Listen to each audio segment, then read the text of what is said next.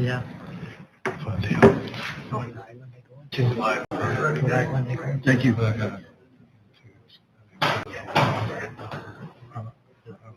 Hallelujah.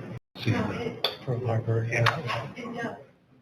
My son's trading value on his phone is 40. Yep. Yeah. Yep. Took really good care of it, yeah. They've been to Maui. Really matters. So, it's kind of uncanny. Yep. Jeez. Yep. And Kauai is the scar mountain. That's where we Yeah, stay. that was really nice. Yeah, really. Good afternoon, everyone. Yeah. Thank you for coming today.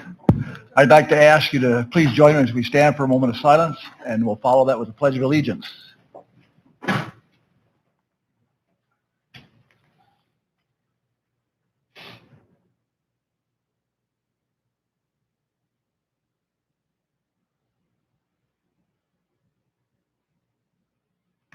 Please join me. I pledge allegiance to the flag of the United States of America and to the republic for which it stands, one nation, under God, indivisible, with liberty and justice for all. I know it's not on the agenda, but we have one in our midst who has celebrated a milestone birthday. And so I would ask that you please join me as we sing Happy Birthday in honor of Pete's 80th birthday. Happy birthday to you. Happy birthday to you. Happy birthday, dear Pete. Happy birthday to you. There you go. Just getting started. All right, if we could have a roll call, please. Brad Hint. Here. Tom Eggers. Here. Pete Hamill. Here. Chantal Ostra. Here. Jeff Wagner. Here. Next item up is approval of the agenda. I'll take a motion for that, please. So moved. Support. Any discussion? Roll call, please. Hint. Aye. Wagner. Ostra. Aye. Hamill. Aye. Eggers. Aye.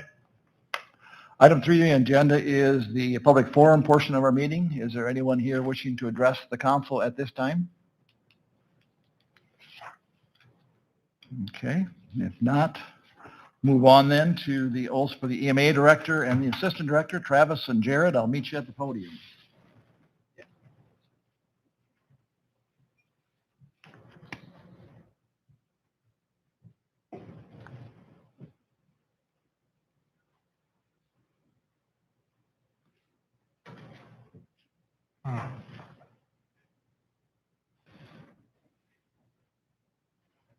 Travis.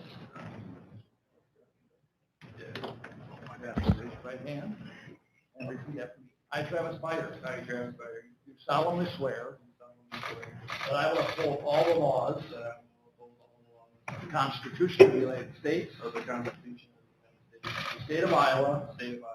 the city of Sheldon, The city of Sheldon. and the bylaws of the Sheldon Fire Company And the bylaws of the Sheldon Fire Company. and Sheldon Emergency Management Agency. And Sheldon Management Agency. I will faithfully and impartially, I will faithfully and impartially, to the best of my ability, to the best of my ability, discharge all duties discharge all duties of the Director of EMA for the city of Sheldon, Iowa, of the director of the EMA for the city of Sheldon, Iowa, as now or hereafter required by law. as now or hereafter required by law. Thank you. Sign these in a minute while you're here.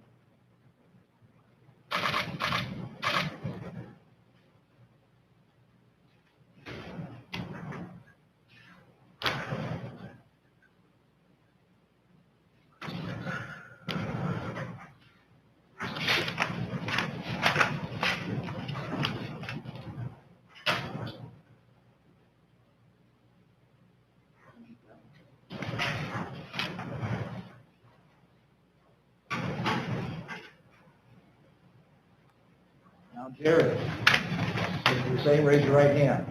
I, Jared Holtrop, I, Jared Holtrop, do solemnly swear do solemnly swear that I will uphold all the laws that I will uphold all the laws of the Constitution of the United States, of the Constitution of the United States, the state of Iowa, the state of Iowa, the city of Sheldon, the city of Sheldon, and the bylaws of the Sheldon Fire Company and the bylaws of the Sheldon Fire Company, and Sheldon's Emergency Management Agency.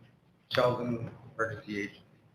I will faithfully and impartially, Faithfully and impartially, to the best of my ability, best of my ability, discharge all the duties discharge all the duties of the Office of Assistant Director of EMA of all the Office of Assistant Director of EMA for the City of Sheldon, Iowa, for the City of Sheldon, Iowa, as now or hereafter required by law. as now or hereafter required by law. Congratulations.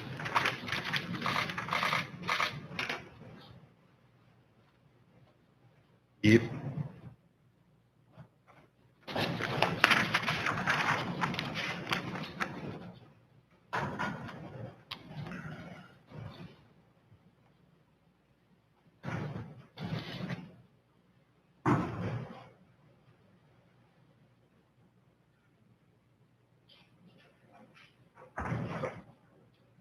Perfect.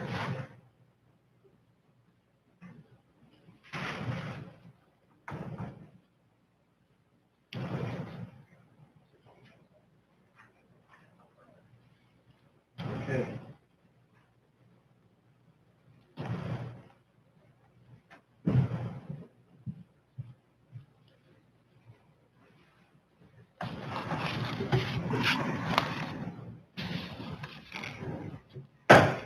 All right, moving on to the consent agenda. Take a motion for approval of that, please.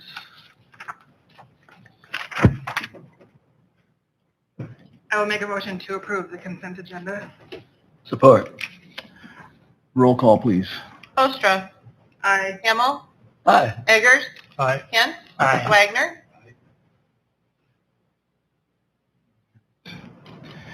All right, first item under new business is the resolution authorizing removal of the 1996 minimum assessment agreement for the Super 8 motel. Any comments there? Thank you, Mayor.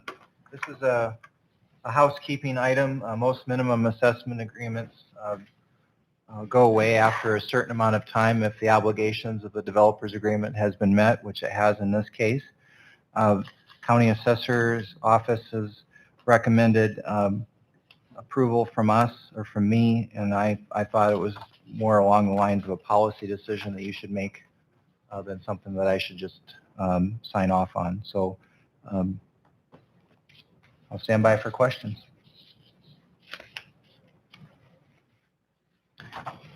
Anyone? Just out of curiosity, the minimum assessment now, I mean, they're probably being assessed more than what the minimum was at that point or not? What impact does it have? Yeah, the minimum assessment had dropped, Jeff, from 1.5 to 1.2, and they might be willing to go lower. That's between the assessor and the owner. They didn't guarantee that it would go lower. They just recommended that it be removed. Anyone else? Let's move on then to item 7B, the new agreement with, oh yeah, we better have a motion for that, huh? All right. We need a motion for that then to approve that. I'll make the motion. Support. Any further discussion? Roll call, please. Kent. Aye. Eggers. Aye. Hamel. Aye. Ostra. Aye. Wagner. Then the next item, the new agreement with Center Benefits for HR services. Am I? Yes, please. Thank you, Mayor. There is not a new agreement linked. That is being worked on. What is linked is a brief explanation on what your options are and last year's signed agreement.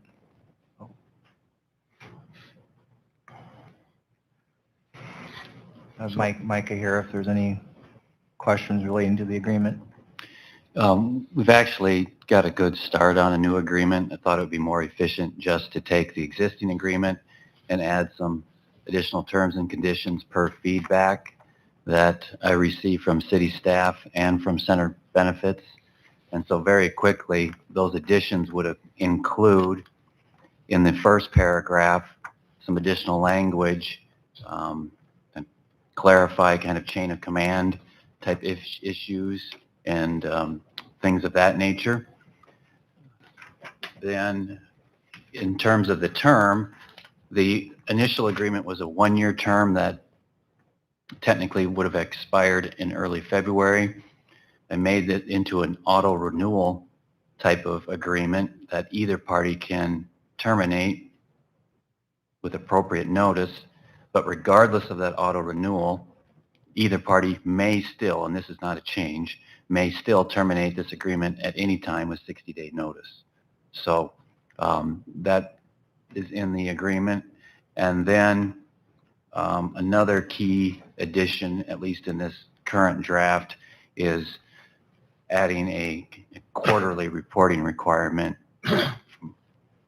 for which center benefits, kind of at the direction of the council, would either orally and or in writing report to the council to get feedback, to receive direction, to approve projects and things of that nature. Again, that just kind of firms up chain of command type issues, transparency issues and things of that nature. So that's what the current draft looks like, and I would welcome any questions on that or other ideas or terms or conditions you might like to see in a draft. And then what I would suggest is, if that's the direction you want to go, at some point just circulate to the council that draft so you can get your eyeballs on it before final approval.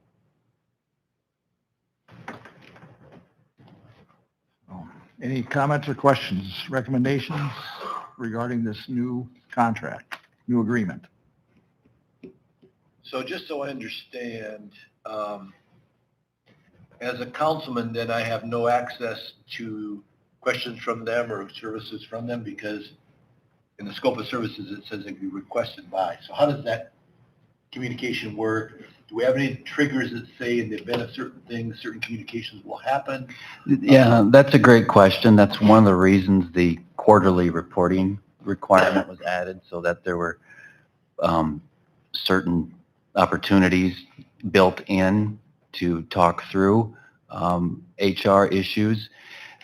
HR's, from my legal perspective, is kind of a unique thing, because of course any HR department, whether it's in-house or an independent contractor, ultimately reports to the governing body, which is the city council, right? You've got the power of the purse. You're the ones that employ or contract with them. But in tension with that is that HR needs some autonomy for employment matters that may have a more confidential nature. And to your point, if and when can those be discussed? Trying to find that balance within the contract. Do you think this reflects it, or you're still working on that? What you're looking at is last year's. Okay. The new one does have additional provisions that are geared towards that question. And yeah, like I said, if the council would like, we'll circulate it and take a look. And if you've got further questions on that, just give me a call or shoot me an email and we'll kind of talk through it, if that's all right. Excellent. Anyone else? I think we need to have some clarity if there's personnel issues, who's going to get those. And I believe the staff, employees, believe there should be more than just the mayor looking at those issues. So there's trust in the process. That does echo some feedback I did get already. Okay. I haven't quite got that one figured out yet, but it does echo some other feedback I've gotten from center benefits about what they'd like to see in the updated agreement. So we're working through that. Okay. Because I know there's some trust factors there that need to be worked out. So noted. I just make a general statement that since HR is new as a competency within the city government, that we work through what you just outlined as far as what the agreement is clear in regards to reporting, and is clear as far as transparency so that we as councilmen understand, as well as staff, and exactly how that looks so that we can navigate through it. Because I think we're still trying to figure that out yet a little bit, and that brings ambiguity to the whole value of having an HR department. And so I appreciate your work in going through that and bringing a little more clarity and definition to those so that we can continue to get the most out of their talents as we can. Certainly, and hopefully I'm not being redundant here, but I do want to underscore that concept of trying to find that balance of getting appropriate direction, allowing council to do their job of directing and understanding what's going on without a system which squelches the free flow of information that is necessary for some of HR's responsibilities. I mean, there's a difference, of course, between develop an employment manual, which is just a document, versus I'm speaking from a legal perspective, would be very concerned if the reporting requirement is every couple of months, please tell us who reported to you. That would be counterproductive. So that's the tension that's there that we're trying to sort out. Okay. And I don't say tension in a bad way. It's just Right. There's competing priorities, right? It's kind of a natural growth Yeah. evolution. So yeah, I appreciate that work and But look I do forward to think, seeing what you come up with. yeah, having the year of experience and working on the communication and the expectations, I think that's all good to have that. So my question, The thing about this is that you always want to talk about when you don't need it. So this is a good time to talk about it and say, okay, what did we learn from last year and what do we see for the next year? And I'm not 100% sure I understand what success looks like in the HR when it's all said and done. And I'm not sure if we asked the other side, they would be 100% sure what that success looks like either. So I don't know if we need to settle the time aside just to take a look at the first year's HR experience and what it is next year is going to look like, and how that communication. It's not a trust factor because I think trust is I understand what you're saying, Brad, but it's not really a trust issue as opposed to each of us are going to respond to the same situation differently, and just making sure that we're all going to respond in a similar notion that the mayor's not in and that's where the reporting goes to or whatever it is. What is the chain of command or what is it that we're going to yell fire at that moment? So I'd like a little clarity on that as we go through that.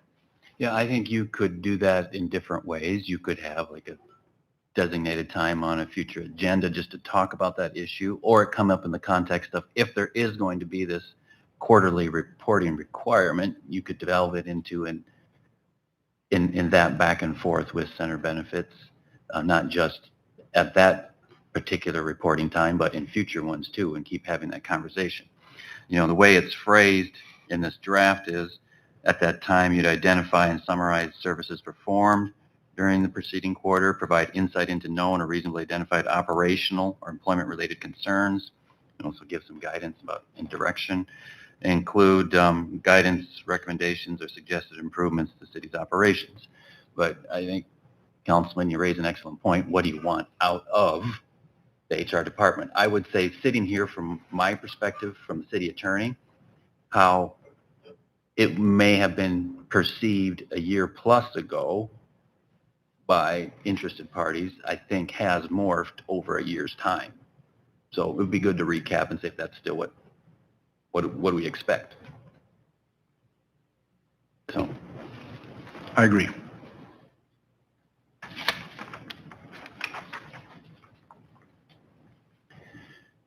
So I guess the question is, would you like me to proceed generally as we've discussed here with this updated draft for your review, with opportunity for additional questions either directly to me or at a future council meeting? Yes, please. I'd be in favor of that, yes. Yep. So if we do that, do we need to extend the existing contract another month or two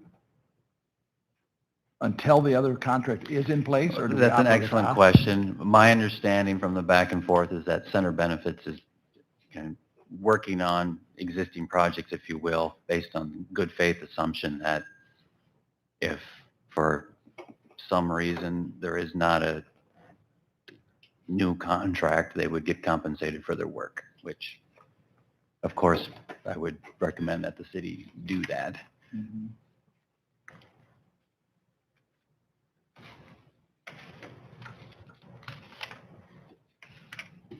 Is it common for the attorney to be negotiating the situation? I'm not really negotiating it, I'm Okay. just getting feedback. Okay. I guess depends how you define negotiation, Yeah. but So what do you think we're going to have invested for hours in this by the time we get it to completion? this contract? Yeah. I don't know.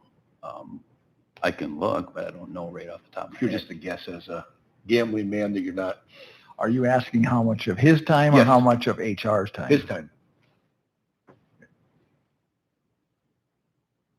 So, 5 to 10 hours? Thank you. Yep.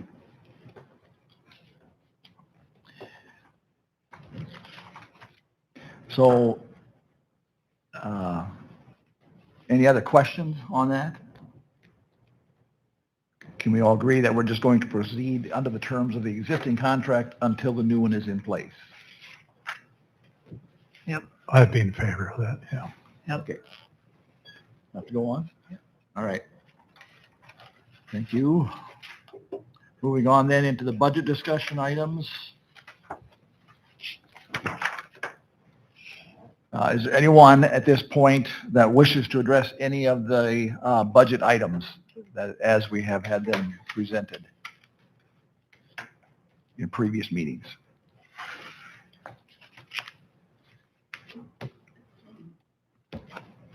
All right. If I could mention. Yes, please. Thank you, Mayor. There are two comments that are linked to the agenda, both positive feedback we received and thank yous from Family Crisis Centers and Upper Des Moines. And if you'd like, I could move into the... Yes, because I don't see any public comments Okay. said so. All right, so I know we'll be talking about bonding review under Part 3 of TIF, but so some of my comments will overlap, but this gives you a chance to think about it. So in terms of the review of balances, Todd and Angie and I met. We discussed the TIF project list that is page 2 of the little packet that you were given. And in the upper right-hand corner, kind of small in print, but if you open it up on your iPads, you can blow it up a little bit. But the project list on the inset chart in the upper right-hand corner of the TIF sheet has the little blue ECPs next to it. See that? Nope. Or ECP stands for Essential Corporate Purpose. The project list on that chart, that has been prioritized with number 1, which is Second Avenue being mandatory because of grant funds. Not mandatory that we bond, but mandatory. And number 2, lift station being important. The rest are important but can wait. Part of number 9, which is the frontage roads, we discovered is not in the urban renewal area and would need to be added, which isn't hard, it just takes time. And number 10 are the pickleball courts near the high school, and there's been discussions about moving these to the park. So if so, that would probably need to be, I haven't asked TIF council on that, but my experience says that would probably need to be paid for in cash, as this is likely not considered essential corporate purpose. So to quickly summarize, and if I'm going too fast, just interrupt. $1,347,000 and change is available for allocation. If you choose to bond for the public works projects, the list of 10 in the upper right hand. If you decide not to bond, a reprioritization would need to occur. The TIF sheet totals do not have the first bond payment, and that's probably be fairly small, it'd be interest only, which would reduce it from 372,000 to a smaller number. And Scott Stevenson sent me that today, and I didn't have a chance to look at it, but it's a smaller number. So an additional 800,000, which is highlighted, would be available pending. Technically, you could budget it now, but our recommendation was to wait until the outcome of the legislative session, so that discussion could occur in mid-May or early June. Last thing I need to talk about with you is the PAPE ground that we acquired. The residential ground, 47.6 acres with city and SCDC, a joint venture.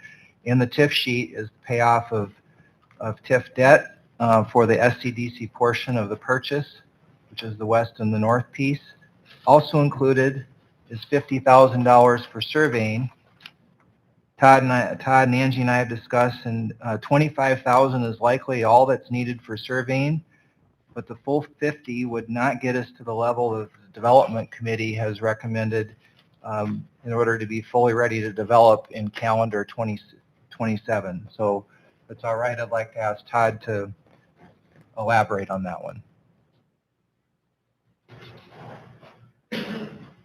Yeah, thanks, Sam. So through Tanya, we had a development committee meeting. I know, Brad, you were in attendance at that meeting, but there was a discussion on where do we go from here? How do we get started on the PAPE ground, and maybe what kind of timeline should we recommend ultimately to planning and zoning and city council?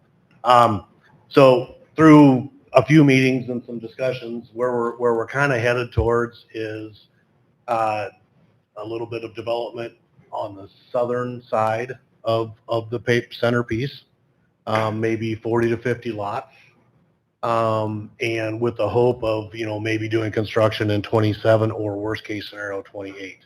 I don't believe there was any desire to try to, speed the process up and ramp things in there in 26. It would just be really, really tight to do so. I am currently in process of gathering some cost estimates for what the development committee wished, just so we have an idea of where we're headed. Cost estimates for development, cost estimates for platting, and those types of things. But we did think that we should share with you, because you're talking about bonding and whatnot, that, if you're looking for a ballpark estimate today, I'll give you the Todd estimate, which is a terrible thing to do, and you should never listen to it. You should wait until the professionals give us the real number. But I believe to do what the development committee is talking about, which is 40 to 50 lots, including a little bit of trail, and also identifying an area for some green space and potentially some park type amenities at the same time at the beginning of the development, you're north of $3 million. So we wanted to at least let you know that doesn't mean you're approving that, right? That's a long ways from being done, but that is likely to be the recommendation from that group to move through the process. For phase one. For phase one, yeah. That would develop, I didn't do an acreage thing, 40%, 35-40% of that center section. Does that seem about right, Brad? Yeah, it does. So that's streets, water, sewer, lights, the whole shebang? No, that's streets, water, sewer, stormwater, drainage. We would still need to gather some estimates from Mid-American Energy to get gas and electric in there. As you may recall, we have to upfront those costs, and then we have 10 years to recoup those costs based upon how quickly we develop and what kind of usage they get back. They give that back. So, that could be another couple $100,000 maybe. Okay. So would it include water retention requirements as well? It would include maybe the start of one. It's not clear yet if we would be required to build that detention area as part of phase one, or if that could potentially wait until phase two. Okay. So too early to tell. One thing that I was reminded of when we were going through this process, and it's important that I think we understand this, if we want to go through plating in 2026, calendar year 2026, we really need to get to about 50% design of phase one before we can go to plating. Otherwise, we have lines on paper with no data to back up if we can actually do what the lines on the paper say. So we're going to have to spend some money to figure out if we can do what we think we want to do. What I've showed the development committee right now is, I mean, if we're being honest, is lines on paper Yep. with some assumptions, hopefully educated assumptions. So when you're saying plating, you're talking engineering. Oh, absolutely. Yeah. Okay. And so we have to probably get to a 50% design of streets, sewer infrastructure, stormwater infrastructure, and water infrastructure just to feel safe that we can plat it. If we don't, we risk having the replat of the plat of the replat, and we have that in a couple areas, and I'd really prefer to avoid that if we can. It's fun, isn't it, Micah? It's not fun. No. Yeah. So that's kind of where that stands. Obviously, this group can narrow that down or expand it at some point too, but that's where we're standing. So it sounds like we have about $75,000 a lot out there then, because 3 million plus another couple 100,000 and 50 lots is about 70 to 75,000 a lot in that initial development.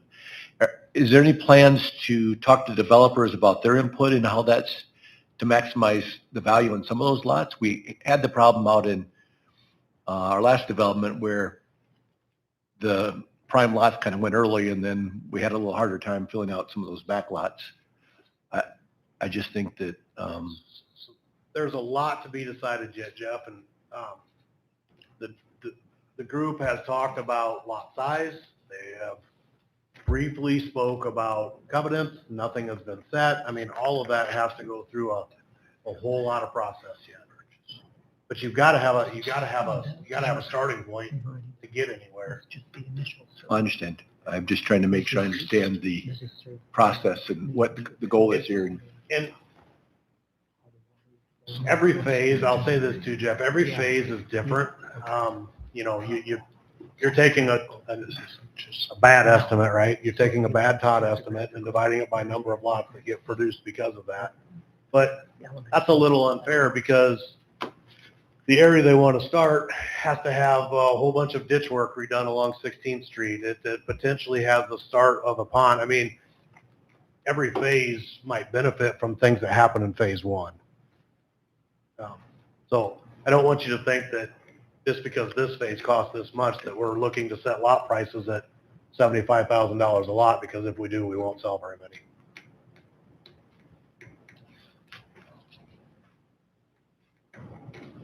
They did talk about, you know, is there a possibility, and Tanya can chime in too if you need her to, but they did talk about, is there a possibility of bringing in a developer that would buy multiple lots and potentially build spec homes, or should we be reaching out to some companies to kind of go through that? So I think that's the desire in the room. So everything that you're describing, would we have to bond for that according to what we're looking at right now? That's not included in any of this.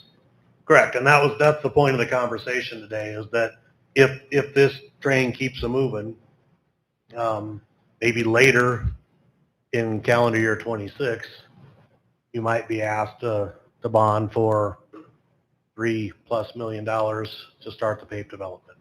But everything that leads up to that point is in the budget. The surveying. So the surveying is in here with about $25,000 extra, so minimal work could get started. But Actually, is the there surveying enough is budget is there to get us to the bonding decision? to get us to $3 million. No, because you're going to have to spend, and I've asked for these estimates and just don't have them yet. Sure. But you're going to have to spend some money to get to 50% plan level just to start on the planning stuff. So just basically in two phases in regards to how we move forward based upon what you're laying out then? I mean, I'm not following. if we you, Tom. approve this for the surveying, and then what would be the next cost that isn't budgeted in here that we would have to make a decision about? Yeah, you could either make a decision later based upon some bond funds that you have, or not bond funds, based on some TIF monies that you have set aside, or we could raise the number in the TIF sheet. But raising the number now would simply be a guess. Mhm. Right. So if you'd like us to take a guess and raise the number, we can. We'll eventually use it though. If it go higher, you're gonna Yeah. end up using it anyway. Yeah.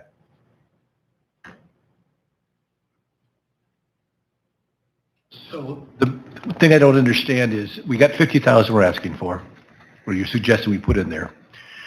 And I think what's, I'm hearing being asked is, do you expect anything in fiscal year 27, additional funds needed in order to keep the project moving forward to the TIF bonding? Absolutely. So do you have a number? I guess that's what I think we're asking is, what does that number look like as we're budgeting?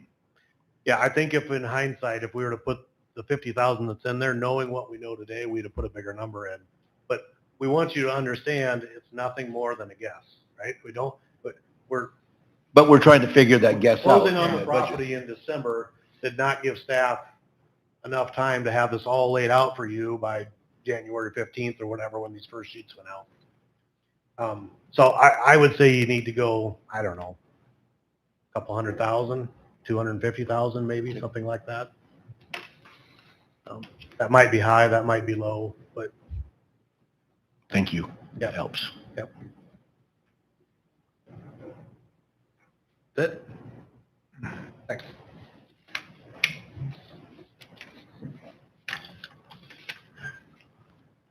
All right. If I may, I've got a question. Of that 1.347 or 348 that we have in cash balance shown on the spreadsheet, if we were to take the first two public works projects of 250,000 and 225,000 and took it out of that cash reserve, I show that we'd have an estimated $873,000 left in cash reserve. Is that a cash reserve figure that we can realistically live with for cash reserve? You asking me? I'm asking anyone who can answer the questions or give insights into it. Sam, do you want to lean in on that? Yeah, I think it depends, Todd, on how important in your mind the other projects are. We have one factor to consider, which I've already mentioned, is the legislative session. There is a great deal of pushback occurring in Des Moines from other cities who would be impacted by the potential changes to bonding rules, but it is possible. I think probably the more pertinent local question would be, Todd, maybe we should spend a little bit of time you talking about 3 through 8 on the list and how important you believe those projects are.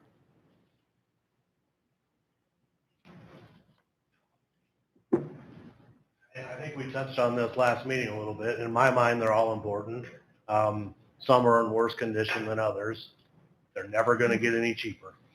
That's the one thing. And the list behind them that you don't see today is 3 pages long, right? So we got to keep chipping away if we have money available to keep chipping away. Or I would recommend we keep chipping away if we can. But if you said we're just going to do the top 2, The only reason I proposed it because Sam mentioned that the top 2 were must-haves and the rest could be alternate. So that's why I came up with what I came up with. you So- could decide,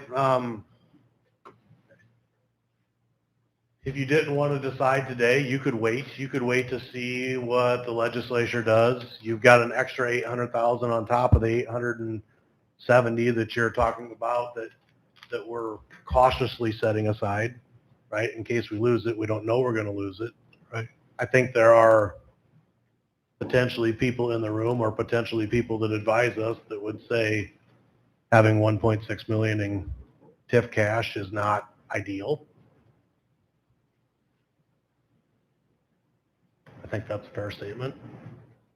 Now, I'm not saying it's illegal, just maybe not ideal. The list of 10, is that a prioritized list? I mean, here, I'm hearing 1 and 2 are your top priorities. After that, is it kind of taking whatever you? No, you asked 2 weeks ago, you asked for those Right. 10 to be prioritized, staff's thoughts. So those are 1 to 10 from staff. But if you told me, Todd, we think and I don't have them in front of me, but we think number 7 is way more important than number 3. We want to move that up. I'm not going to argue with you. All right. Say, okay, we'll do number 7. I guess where I'm heading with this, I think you know where I'm going with this, Todd, is that it's not whether or not we do them, but how much can we still pay for it with the cash reserve? And either lower the bond amount that we would seek if we decided to do so. So what I'm asking for is if we took those 2 top projects and paid out of the cash reserve that's shown on here, can we get by with that cash reserve? Is that a reasonable cash reserve to carry? It is, but something that you also need to consider are that there are 3 other requests that are below. You haven't even discussed the pavilion, the city park, SCDC rebates. Those are not included in the cash balance. So, correct.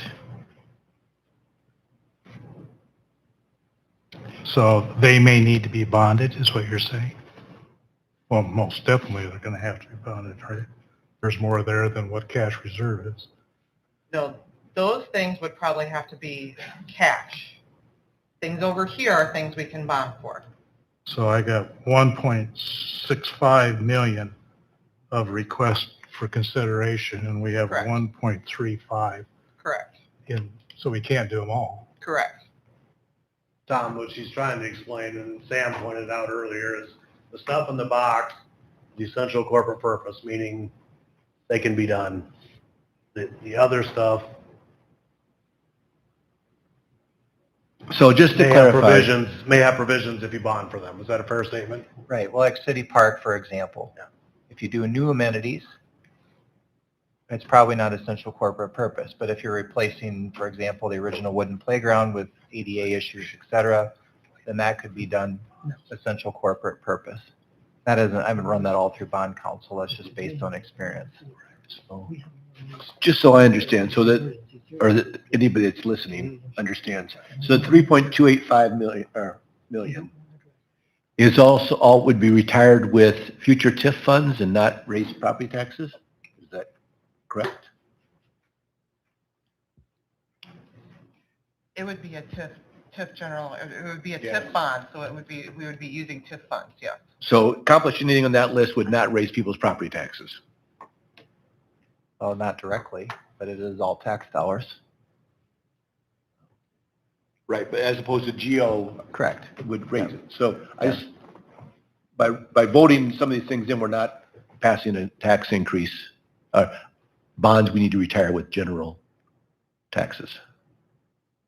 So basically, we're either going to spend the money today out of our cash, or we're going to borrow it today and use the money to pay. We're going to pay it with the same funds one way or another, which is going to be tough. Plus interest. Plus On the interest, bond. yes. So in order to move forward on a budget and for the people to know what we're going to propose in this budget, do we need to make action on this, or do we just, to be that specific, or do we just say that?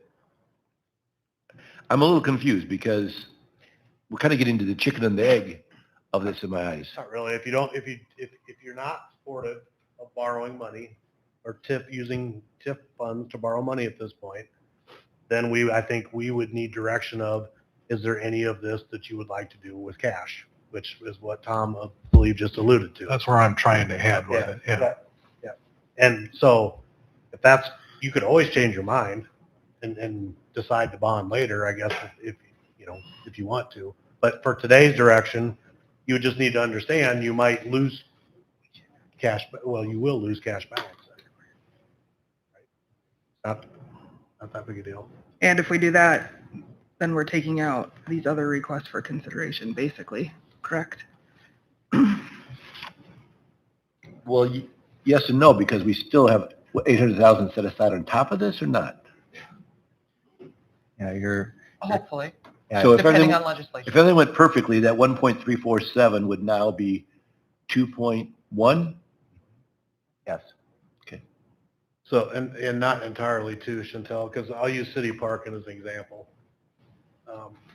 Using Sam's example earlier of existing playground versus maybe just placing a brand new one. Refurbishing or replacing the existing one that has potentially compliance issues qualify and be bondable under essential corporate. But there may be other items in that city park plan that would not be considered essential corporate. So you might have to use cash for some and bond for some, but we don't know what that split is until we do a lot more work. And the $1 million is a made-up number. It's adding a few things together off of the current master plan. The other thing is number 2, we've never really, you got 250 in there. It could go up to 750 or more depending on what the council decides to do, right? Actually, what's in the box is using TIF to fund 30% of the $750,000 project. Okay. So if you support the $750,000 project, which I would like you to, if you support that, then what Ange would need to switch is paying for the rest of that out of wastewater reserves. We didn't include that expenditure out of wastewater reserves in the budget that's in front of you because we wanted to see which level of project you supported first.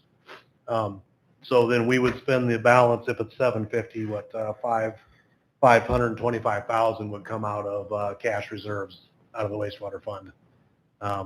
That current balance is anticipated to be right at 2 million, Ange. Without that expenditure, I think, so you'd be taking the cash reserves and wastewater down to $1,407,000 or so. What's your comfort range on that? I'm okay with that. Yearly operating expenditures out of wastewater are around 1.9 million. So that's not a year in reserve, but it's a good balance. I like to have at least 6 months of reserve. The reason I'm asking is we've also talked about extending that sewer line, and we've not really conversed on that and whether that fits into this project, which is. I'm going to say it doesn't, Jeff. I think it needs to fit later. Okay. Unless you want a bigger bond, then I'll tell you what it costs and we'll add it on. I mean that. Or if you think you need to bond in case legislation changes their mind.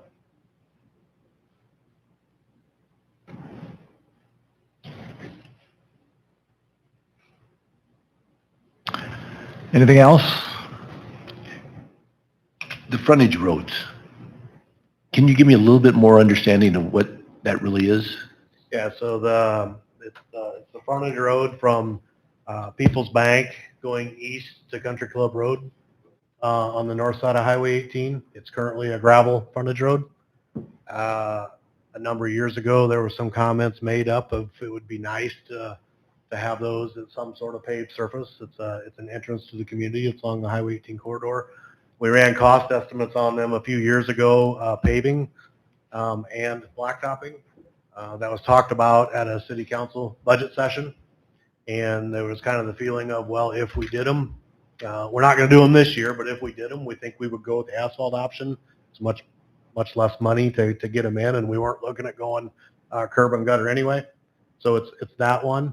And then it's the one from the high school going west to Quick Star on the south side of the highway there. So it's putting down asphalt over top of the gravel, making an improved base, and just that's it. That's all it is. Yep.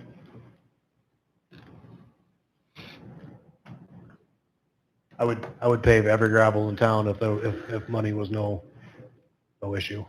I don't like gravel alleyways or roads it's just their maintenance. They're rough. They washboard.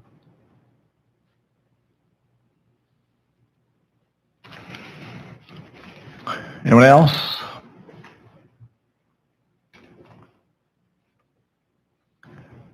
So do we go with it as presented? That's the question. We've asked them to give us their best proposal based on priorities. I think we have that in front of us. Are we ready to let them go ahead and work with this as presented? So we're talking 3 through 8, is that correct? Or 1 through 10? I'm not quite sure.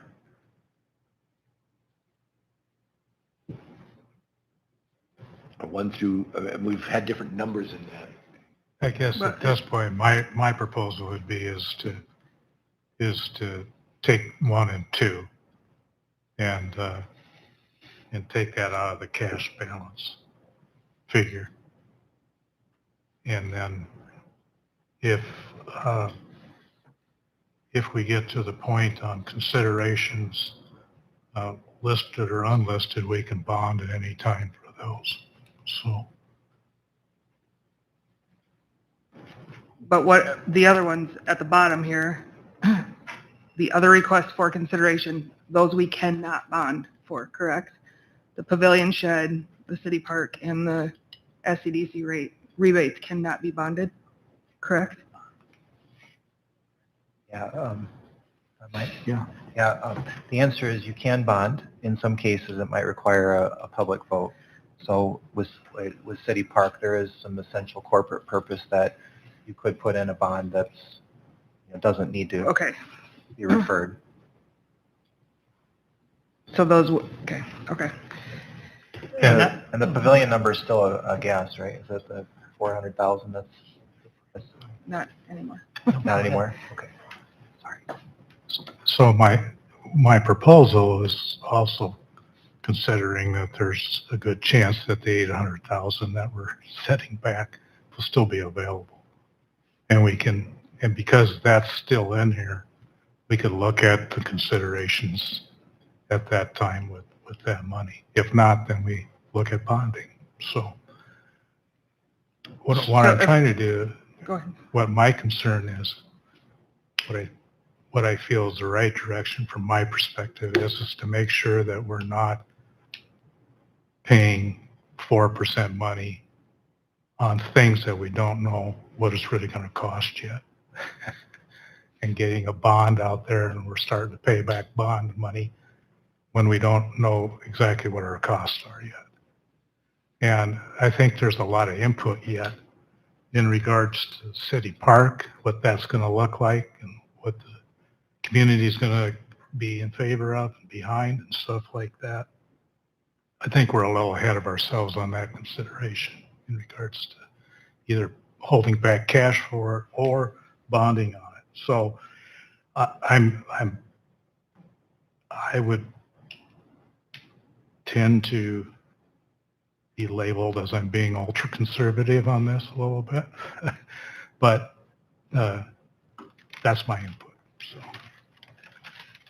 So what I don't understand is, so let's say we just said, okay, we're going to do the 3.285, we're going to bond for the whole thing.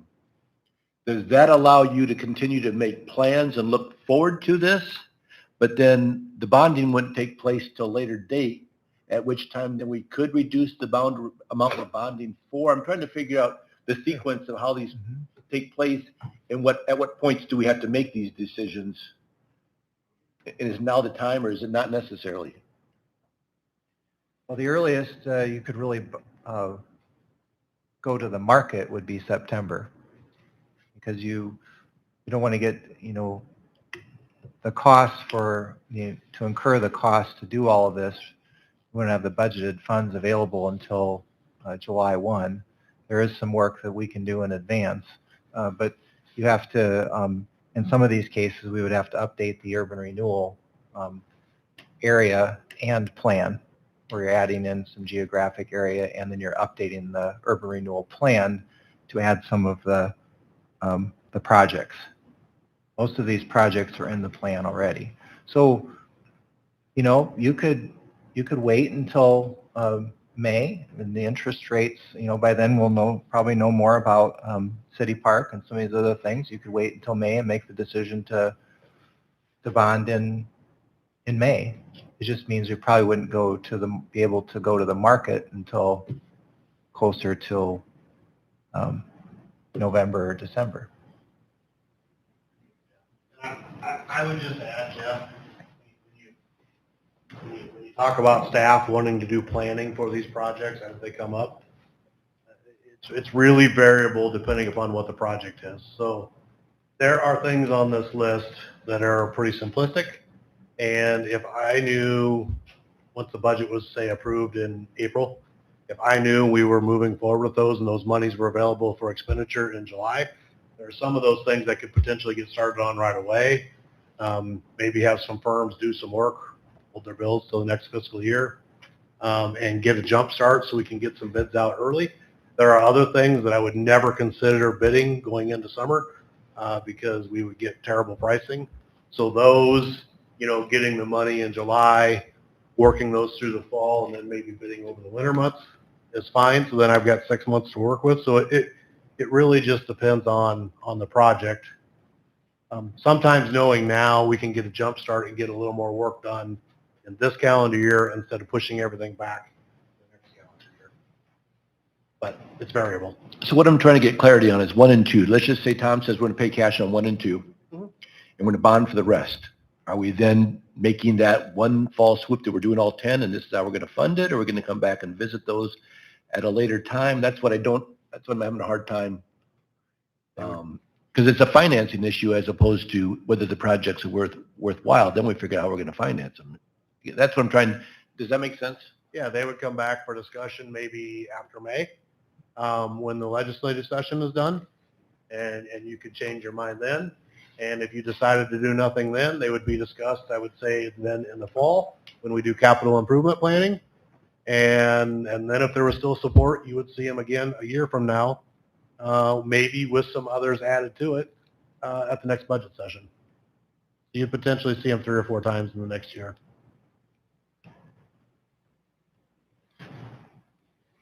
That answers your question, doesn't it? To a great extent, yes. I think the community is just very concerned about TIF. And so the more clarity we give them on how we're going to spend it, what projects we're going to spend it on, the more support we have for those TIF dollars. And so that's why I'm just asking is, what is it we think we're going to do as opposed to, I have no problem with that. I think that, okay.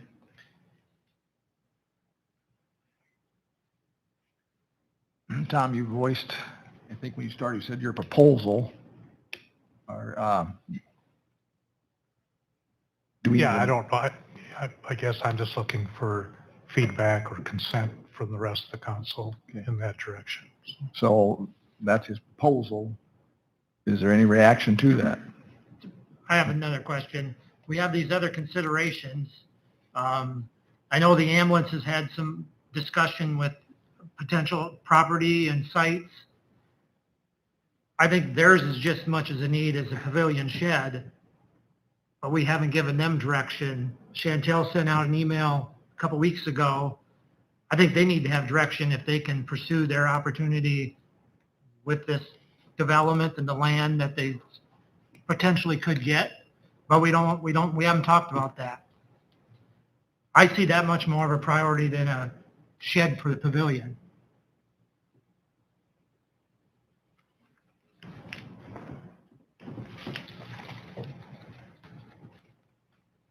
Anyone wishing to speak to that?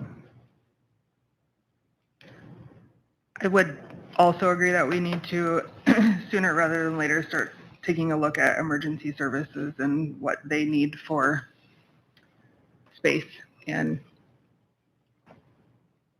yeah, I don't know what that looks like for this fiscal year. I don't know if we just start investigating more or I what we- think they needed direction in which way to Correct. go. Yeah. You know, can they start looking? Can they start getting ideas? Can they have the conversations with those parties involved? I'm not saying commit any dollars, but start that conversation. Because I see that much more a need than a storage unit for pavilion. And I think Sorry, Trish. I think they're both in need, and the pavilion shed or addition has kind of been pushed down the road a couple of times, and so I would agree with Tom in that the other request for consideration, we can wait until after May and see if that $800,000 is still available. But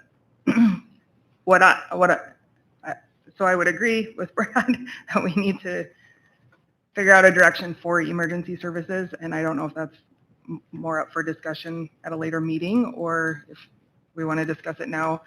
I know Tricia has gotten some numbers. We're looking at a little bit more than 400,000 at this point. It hasn't been run by the board or anything yet, so we can maybe tweak that a little bit as well. What I am confused about though is if we're taking number 1 and 2 and taking that out of cash, are we doing anything with bonding with number 3 through 10? Or we're just tabling all of that for now? Are you asking me specifically? Anyone who wants to Okay. answer my question? I think we need to do those projects because we need to maintain what we got. Right. We can't continue to push it off a year. Then that project gets backed up and it backs up another project and backs up another project. So you're just pushing other things down the road.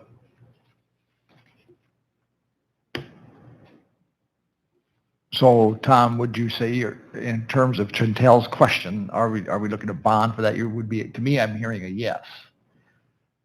Yeah, I think bonding is an inevitability in our future. So I'm not against bonding. I just want to be smart about what we're bonding for. Mm-hmm. And if we've got cash and we're not putting ourselves at risk, I think we should use our cash from a budgetary perspective for as much as we can. And that's why I picked 1 and 2 because of the priority. And so by doing that, we're possibly lowering the bonding on what's being presented today. I'm not against bonding for it. I just want to bond as the least amount of money as we have to. That's Could what you I'm also mention the 800,000 as potentially being used towards some of that as well, the set aside? That's very possible, and that's why, Yeah. that's So, why I'm yeah, thinking we've got, but we really don't know how much at this point based on what happens So, in Des Moines. so okay, that we're tabling the rest until May and we know what's happening with that. Until we get a little better picture, I think. Thank is you. What we're Helps. doing. So, It's up to you. Sam, can you provide us with, my concern as we bond is that we don't bond ourselves this year into the point we have nothing to, we spent it all this year, we have 20 years worth of payments. Is there a schedule that goes out 10 or 20 years that shows how things are going to come off each year so that we look at what we have cash for the next year to spend in the next year? Yep, I have that. I don't have it printed. Oh yeah, I do. It's, first page of the little packet that I made for you. Right. Now I don't have the projected debt on there. I just have what we have now. But on the amortization, Jeff, I have, I like 12-year amortization schedules. So I have a number of reasons for that, but this is a 12-year amortization schedule. So we could make it a longer amortization schedule. But for these the inset box, I picked 12 years, and that's where the payment of $372,000 comes from. 372, what do I say? And the 372 is to the right of that empty yellow box underneath the Geo Western Avenue, 378-150. If you go back to the TIF sheet, I'm sorry, Jeff, if you go back to the TIF sheet, you see the yellow box underneath 378-150, which is Western Avenue. Next to that yellow box is 372-934. And that is the payment that we anticipate. Angie has recommended, we wouldn't put that in the budget, until we know we're bonding. That's the way, Angie would like it. That's the way it should work. So, so we could have a longer amortization schedule. And we may need to do that, for example, for the Pape ground later on, if we have to come back and do a note for that. I can work up different amortization. Well, that was helpful. I'm just, because next year we're going to have the same priorities we need to do again in the next year and the next year and the next year. So Yep. I just want to be looking and saying, okay, just by borrowing, it doesn't necessarily give us the ability to continue on those paths. But I think there's a lot of support for that. And then I think that the other thing is we've got those three items at the bottom you talked about. Now we talked about emergency services. What is our vision? What is our priorities? We know that those are requests have been made out there, but we've not as a council really said, okay, these are the priorities we want to get accomplished this year or next year. We just have the requests for them. Or maybe I'm wrong on that, but I've not heard the council as a whole talk about visions of. So emergency services actually was on one of our strategic planning goals. So that's kind of why I went through sitting down with all the emergency service departments and gathering some information from them, just to get some feet underneath that strategic goal. Thank you for doing that.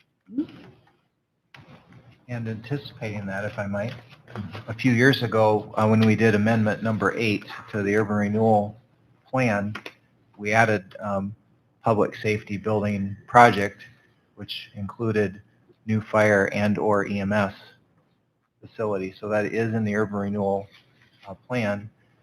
If you spend more than $921,000, I believe it's 921. It would, per state code, it would be subject to referendum.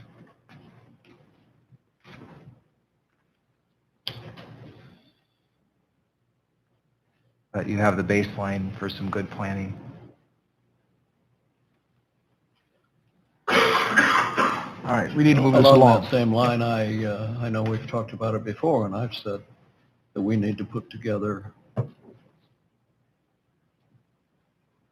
a plan of needs that we can base on some kind of an authority or some kind of a resource. And I don't know if we looked at some other possibilities of getting some consultation along that line.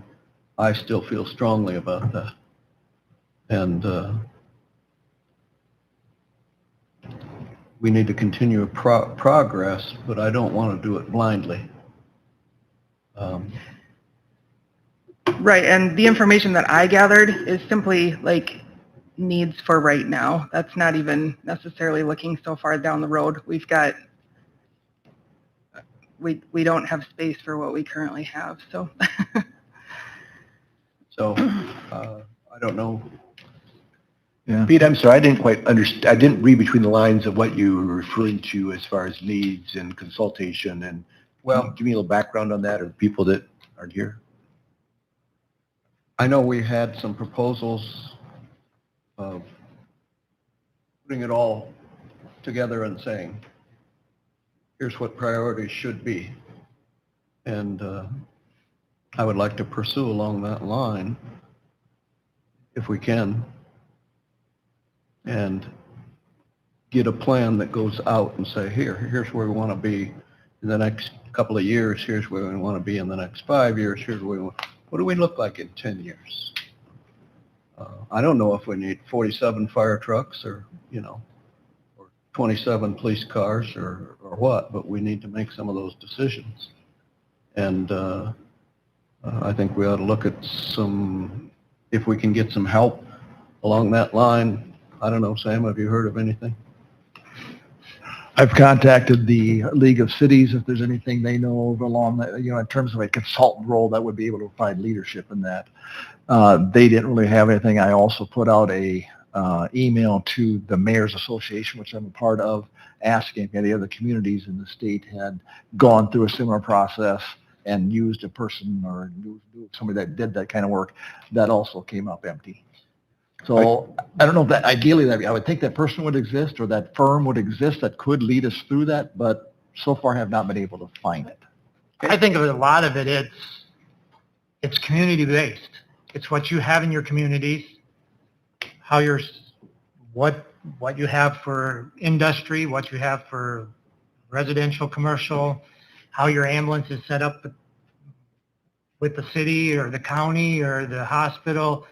It's different amongst every community. You go to every town in Northwest Iowa and every town is probably somewhat different.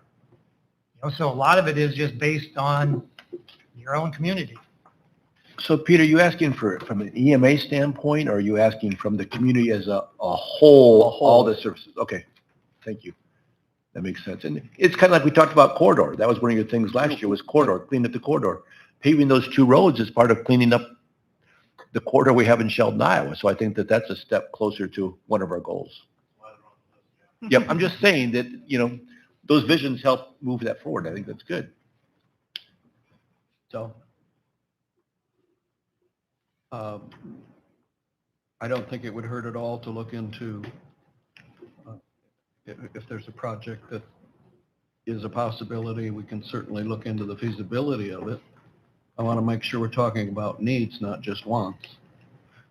Shouldn't be the Christmas catalog. I think everything that the emergency services puts in their budget is a need. I don't think we have very many wants. But I think Pete's talking more than just emergency services, right? I'm sorry? You're talking more than just emergency services and. No, specifically emergency services. I mean, yes, we certainly need the overall for the whole city, but yeah. And we have some of that. And we have strategic plan. 15-year plan.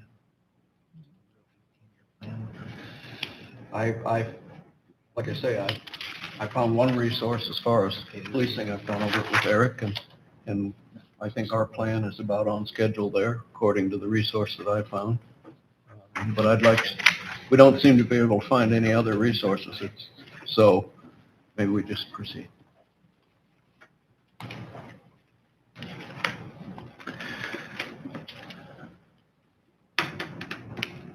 All right. Moving forward, do you as staff have enough input from council that you can move forward with this? Do you prefer some kind of a motion? I guess that's my question. Can we just move forward with the discussion that's taken place? I guess my suggestion would be, we're talking about bonding, maybe we get the Children's World item, think about what we've just talked about, and then I think a motion would be a good idea, or by consensus on the direction that you'd like to go under the bonding review. Okay. That would be my suggestion, to have a direction.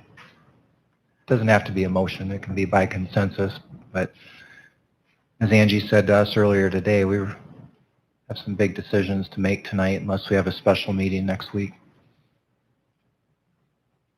Okay. I think next week you probably have a couple council members gone. Tom said he was going to be out of town. I think Jeff may be out of town. Okay. Well, let that simmer. I would like to have Children's World come forward at this point and make your presentation or your updated request.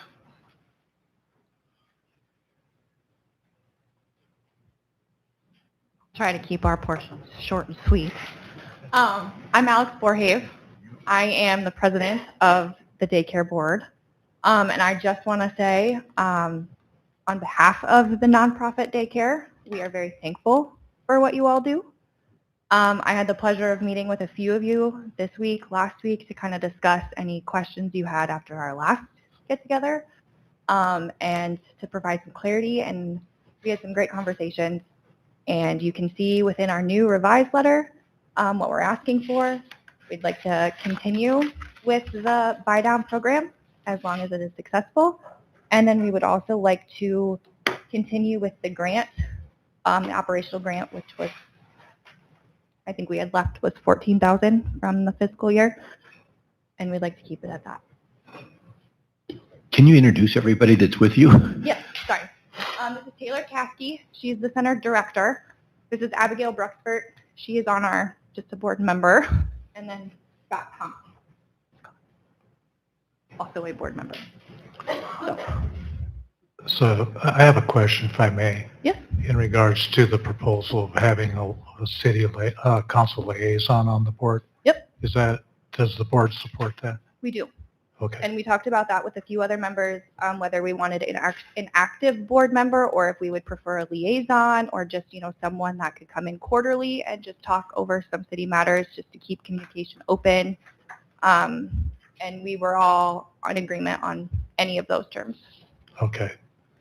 So is that something that we could address? Sure. Pretty quickly? Yeah. Okay.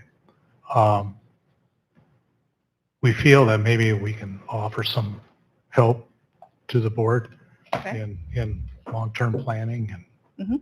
needs, and to get a more defined perspective back to the council on any opportunities that are needed and what's behind all that. Right. As you've been listening to us talk about projects and stuff like that, we would look at yours as a project then too. So, so I guess from my perspective, I would like to see that liaison or member or whatever you guys agree on, put in place right away and get them involved and up to stream with what you as a board are looking at. Yep. And get their perspective back in order to put into context, better context, what we should be looking at from a city perspective. So I appreciate all the different communications you have offered us, even though they've been kind of varied and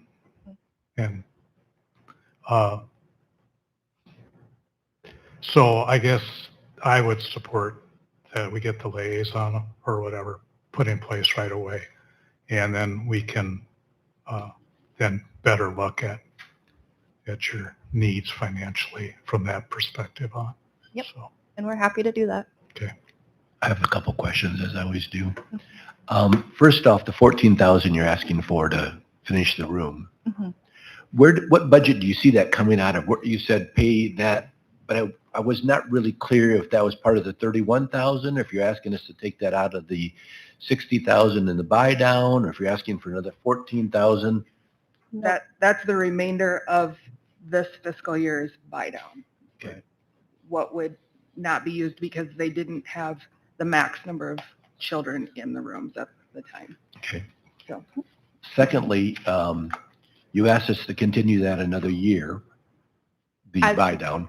Yep, as long as it My question is that was based upon 28, and then I got really confused with your numbers as infant room, and another time, because you're with the adding the room, your infant numbers would go up. Mhm. So are you going to come back and ask us for additional money for those additional infants, or how are you going to determine who gets the buy down with the additional numbers you're bringing in?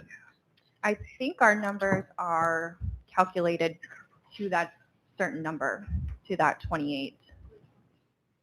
Right, So- but you're going to increase your infant space, correct? We hope so. That's what you're asking us to give you the $14,000 to help accomplish, correct? That would go to opening another room within the facility already. So that would be getting that room ready. And then hopefully more infants could come into that room. And then we could, be in talk with Sam about how that number Well- would change if it would.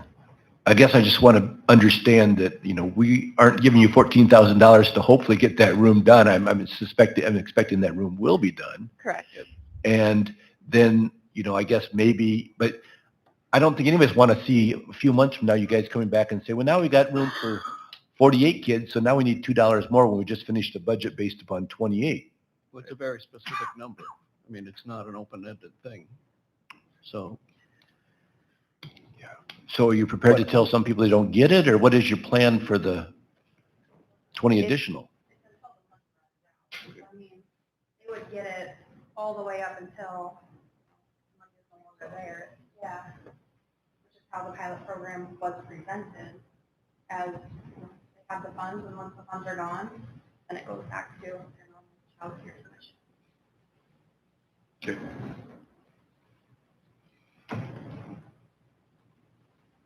And we're not, if I might, yes, we're not sure if there'll be 14,000 available because that calculation needs to be done, right?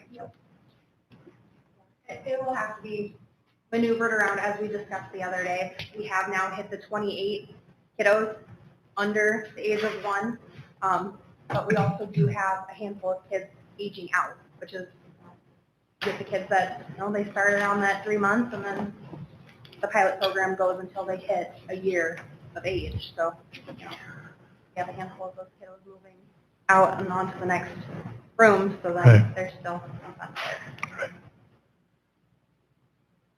I think there's comfortability from my seat anyway in regards to just waiting till July to see what the dollars of reserve really are Absolutely. that we're talking about. I'm assuming you can wait that long for funds of that nature.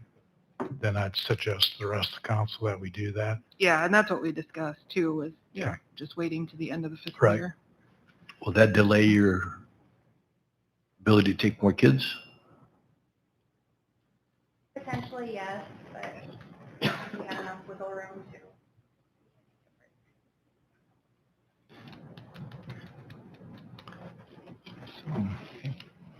My motion, unless they'd like to add the.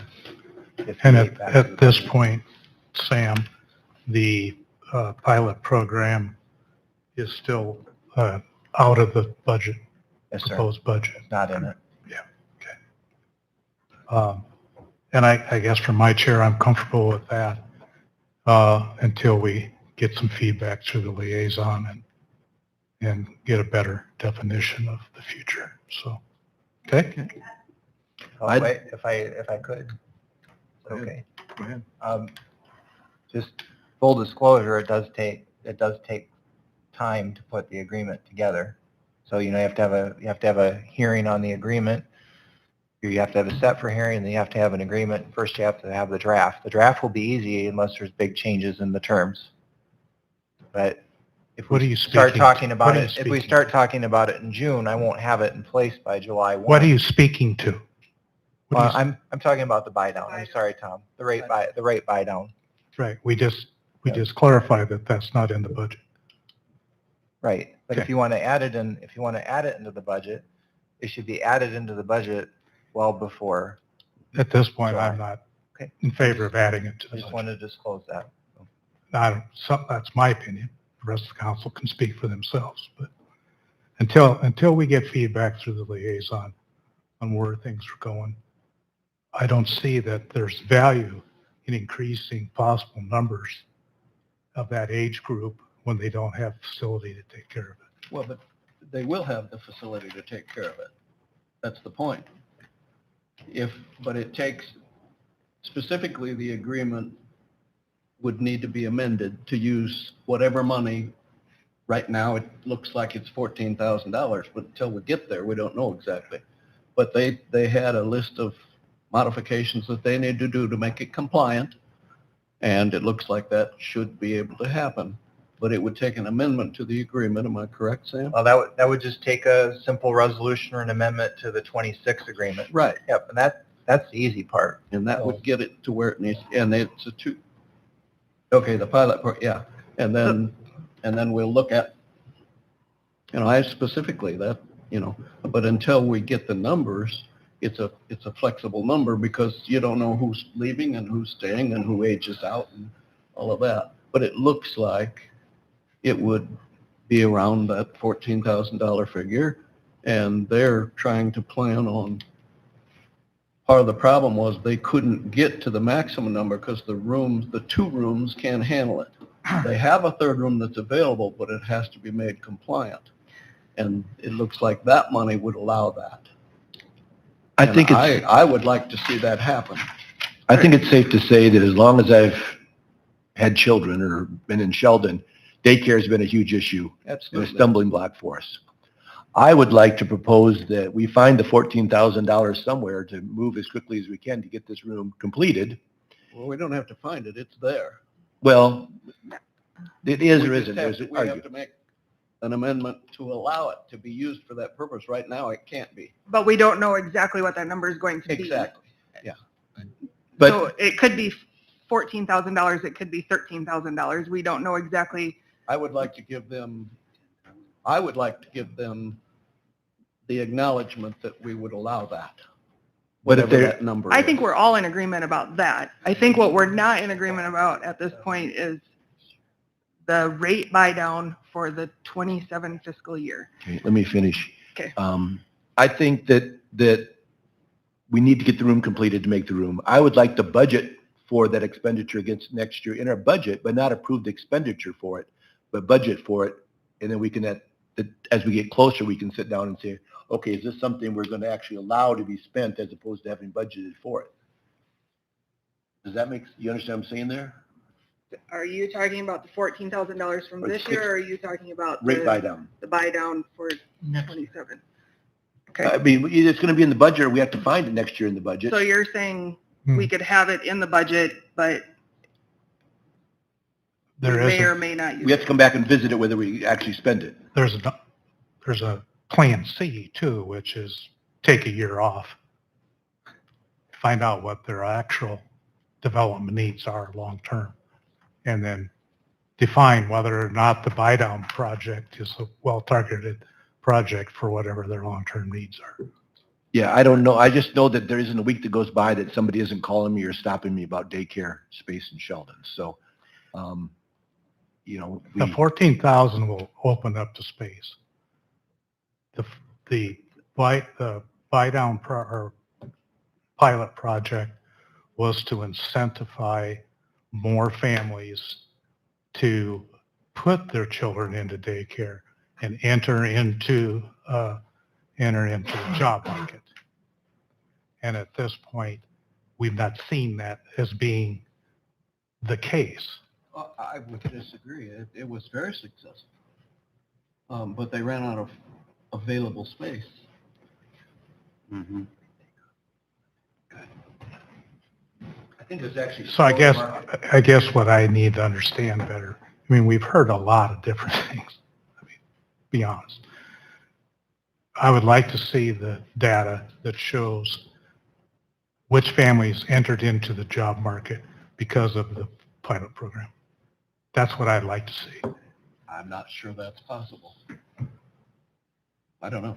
They don't. That was they don't the say, essence "I'm of the not doing pilot this," project. You know, That was the reason we did it. And I'm not saying that I don't support Children's World and daycare. I do.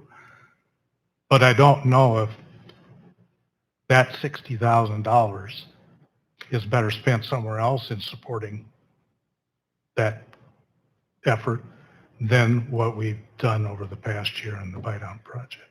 That's where I'm questioning. So. Are you willing to support putting $60,000 in the budget to be determined later to support childcare? As opposed to specifically saying it's a buy down effort? I would better support that than defining it as just the project as it stands today, yes. So support to families.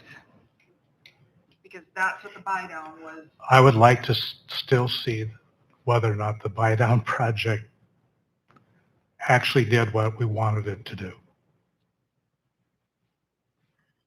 The objective of the buy down project, as I understand it, was to bring more family members into the workforce by helping them on the newborns.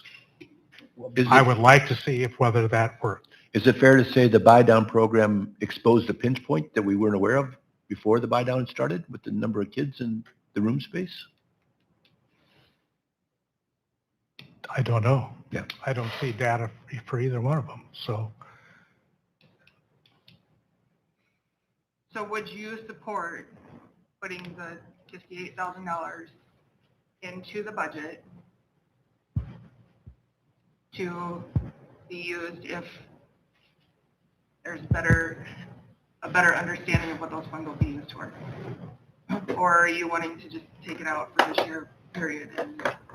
Yeah, I just think that we need to have a better idea of whether, the pilot project, if we were successful in the objective or not, before we just go ahead and continue on with the I project. guess what I'm struggling with here is how could we do that? We'd have to go back and ask all those people, if you hadn't have got that, would you not go here?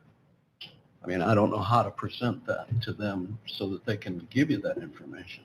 How Well, do you do that?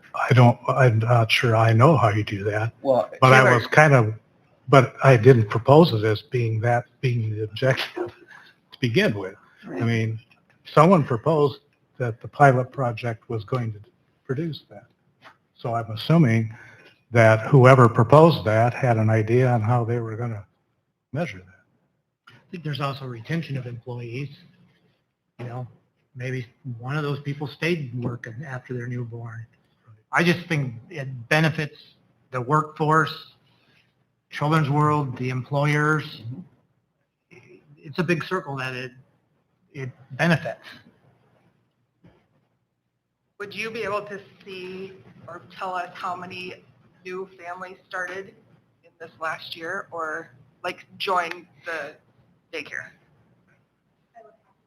Right, yeah, but you would have record of like how many? record.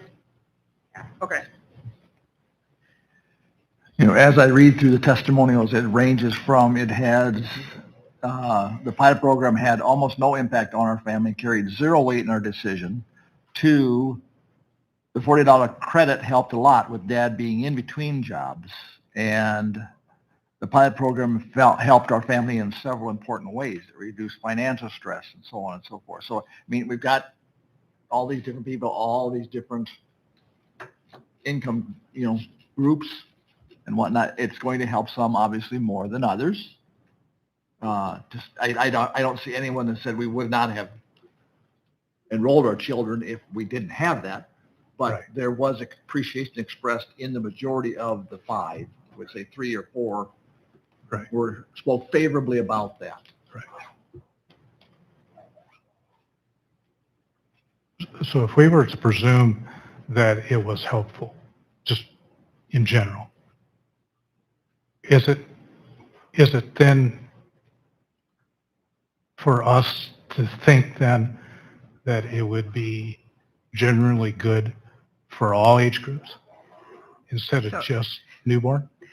That's why I was wondering if you would be willing to budget some funds to look into this further and just see if there's other options available, Right. how we use those funds. Maybe it is for all age groups, maybe it's, so. Because I could see having a broader scope than what the original objective was for this pilot program, being a lot better off for both the institution and for us taxpayers who are supporting that. If we're under that new scope, generally helping all families who may need help with childcare. Right. And I think that, I mean, it was a pilot program, right? Like we had no idea how it was going to turn out. Right. And so I think there were maybe some hiccups, but I think there were also some really good things that came out of it. And so I guess I would like to see funds available to continue some type of program. I'm not necessarily saying it's going to be exactly identical to this, but it would be nice to like reach out to employers in town again, to reach out to other communities to see how they assist with daycare and that sort of thing. So I just think that there's more that we can look into, but I really hate to see the whole works go away, I guess, now knowing that you guys are still interested in continuing with the program. And I don't know, that I think there's more that we can look into, but just having the funds go away completely And I would agree makes with that difficult. And I could support putting it into the budget if we're all in consensus to look at the scope broader than what it is today. Yes. If we're going to just put it in for under the premises of the existing pilot program, I'd be less likely to support that. So. I don't have a problem with modifications, but I don't want to abandon it. Yep. I think it was very successful. Okay, I see Brad. Yeah. Okay, Can we just do an even 60? I'm good with that. So 60,000. I'm hearing 60, do I 100? hear 65? does that take a motion or where we at? Well, right now we have consensus. Okay. I'm content with that. Are you If okay you want to with make a that? motion, I will entertain it. Are you okay with budgeting 60,000 if we look into? Yeah, Okay. as long as we look into it. Okay. Consensus. All agreed? Last chance? Okay. Move on. Thanks Thank for you. the discussion on that. Yeah. Thank you for coming. Thanks. Thanks, guys. And for listening to all the other stuff. All right. Circle back. All right. So with all of that, as we have it now and have discussed and decided, does someone want to make a motion or do we want to move forward with consent that the changes, the topics we've discussed get worked into the budget? Are we just talking TIF right now? You're still on TIF. Yeah.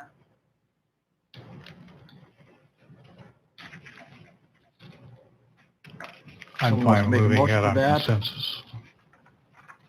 I will entertain that. Is there any, I would make a motion that we look at all 10 projects, bonding for all 10 projects from a budgetary purpose only, as we're looking at what our budget's going to look like if we're retiring that debt over X number of years and have a better understanding of what that looks like. We can take some of that and pay it down before we bond it. We can do whatever, but we just need to have some numbers to put a budget together with. And does that clear as mud, Sam? I would like to make a motion, or I'd like to show support. I'm not sure to make a motion to support to budget for all 10 projects utilizing a bond for budgetary purposes, that we will then, at a later date, as the budget comes together, decide whether we're going to use any cash reserves to buy down how much we have to bond for, or if we need to make other adjustments because of the cost of that bond in our total budget. But we got to get to a crossroads of saying, okay, we need to look at.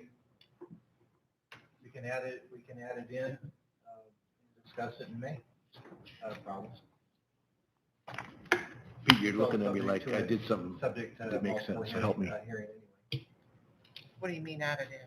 Well, if we add it in to the, that we're going to do it, and we want to revisit it in May, you can do that. Okay, so I'm not changing anything in my numbers at this time, correct? No. Yeah, that's what I want to make sure I was understanding that, okay. If anything, Andrew would have to add an payment? interest-only payment at the I bottom, can't. but you preferred not to do that, right, until Yeah, after? You cannot budget for a bond that you do not have. But you can figure it down below, like where the 800,000 is, so that you can look at your actual, what you're expecting your cash to We be. can add that number there. Mhm. Yep, Because if we, legislature takes our knees out on TIF, then we're going to revisit the whole, what we're doing anyway, whether we can do all 10 things going forward. So we have to get some direction, but we can't really make a decision until we Right. have that. you have a comment, Todd? Looks like you're thinking on Just it. thinking through, does that derail what Tom proposed earlier? Well, it derails dipping into cash, yes. It's counter to what I had No, just delay your stated before. So, I agree with At Jeff. least- He's saying maybe later, if, when we look at the bonds and we look at the rates, maybe we can take 1 and 2 from cash and lower the bond amount. But at this time, include all 10 in the bond. Did I say that right, Jeff? The numbers, yeah, the Yeah. debt service numbers. if we're open and still available to talk about cashing out some of it, I would be in favor of that. Let's make it as a motion, if you would, please. You want to make that as a motion? Yep. Okay. Do we have support for it? So can anybody repeat the motion? Pete, do you know what the motion is we're voting No, on? I don't have a clue. Okay. Motion would, Essentially, we're going to leave the public works bonding worksheet in the box. Right? When we know what legislature is doing in May, we will revisit bonding, see what that looks like, see what our cash balance is, decide if we want to use cash on hand for some of the projects of 1 through 10, just to lower the bonding amount. That's what I was understanding. Do. Is that your intent? Yeah, or we may decide at that point, what the legislature does, that we can't even justify doing all 10 because we don't have the money coming in. We'll be able to bond either way. The 800,000 is not really part of that. That's a set aside. We're either going to have it or we aren't going to have it. But what you're stating is that we'll bond for it no matter either way. The 800,000 is really not part of the deal. I guess what I'm saying is that, We could cash out more if we have 800,000. We can do whatever. Yeah. I don't We know could that cash takes out a massive motion today, So, okay, whatever works. and if we have that discussion at that time, I'm fine with that too. But I think there's a number of things as we budget for that really have to make the decision at a later time whether we're going to do them. I just don't want to run out tomorrow and cut a $3.5 million bond. So, Okay. okay, we have a motion. Do we have support for that motion? support. I have one question for Todd. Is there any of these projects that you're going to start right away to engineer, design? Does this slow you down any if we wait till May? What's on that list? Okay. And worst case scenario, you slow them all down. I already told you they're not urgent. Maybe what happens is more of them get pushed to calendar year 27, meaning they might not get done in this fiscal year, meaning there'll be a later budget amendment for you to approve because we're spending money out of FY 28 that you budgeted that way. Which we've done. All the time, Yeah. almost years. Having our fiscal year in the middle of construction season makes it a challenge. This gives us a flexibility. If we have some money to spend, we can pay for any of the 10 and finance the rest by what we're doing now. From a timing standpoint of funds or just how they're I think coming it's together. flexible enough to allow us to do that. All right, we have motion, we have support. Do we have any further discussion?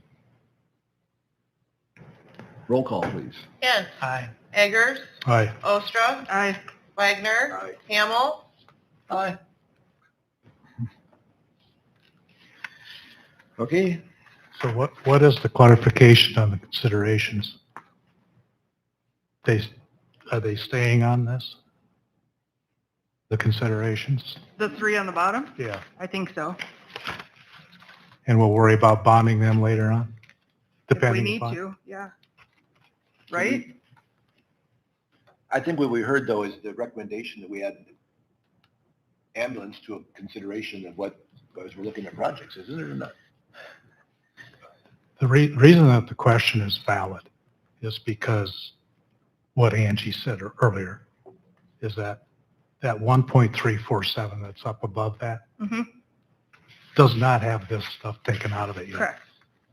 So if we're going to leave it on there as is, then that's more than what we have in cash reserves. So we're going to have to bond some of it. Right. But we're also going to not have any flexibility to cash out any of the other projects that are 1 through 10. Well, I think that just leaves us the flexibility to discuss it later, right? That either, I mean, we could take off That's numbers what I'm looking for. 7, 8, 9, and 10 and decide not to do those and That's maybe- why I want to make sure we have consensus on, because Are at we this essentially point, making it a 13-point list instead of a 10? No, I was under the impression it was a 10 list that we just voted on. right, it was the 10 list. Yes. Now I'm talking about clarification on the consideration, the 3 projects below, which if we leave them on there, we'll take out of that 1 I think that's why they're 347. in, that's why they're in consideration, because Right. earlier you made a comment, we don't know if we have community support for $1 million in the park. Right. So So- they're in the consideration So, part to come back later. so can they stay in consideration for later on? Can they I be in mean, a from a be budget consideration when they're going into a budget? How do you do that? Yeah, I don't know. It really doesn't enter in, does it? I- Numbers now? I thought we were tabling all of that until May, like to discuss it all. The only thing is we have to submit the budget by when? You can put it in the budget, but you don't have to spend it. Right. Or bond. I have to have What the about- number, I have to have the information in the state website so that the county can access it no later than March 3. Yeah, so that's like March what? now. March 3. But those projects are reserves we're using anyway, so it's not technically having to budget for it, is it? Because we don't have to collect funds for it. No, you have to budget. You have to budget. If you're planning to expend it, you have to budget it. Can we amend the budget later? Ken? And still leave them as consideration for now to see what we have available for cash. And get more feedback from the community? Do you hate that idea? Plus, No, I don't care. so emergency services should be added to this consideration list with some kind of a figure behind it. Well, we don't And- need to figure it this And way. we also talked about whether that took priority over the pavilion shed. So should that come off the consideration list and put emergency services on?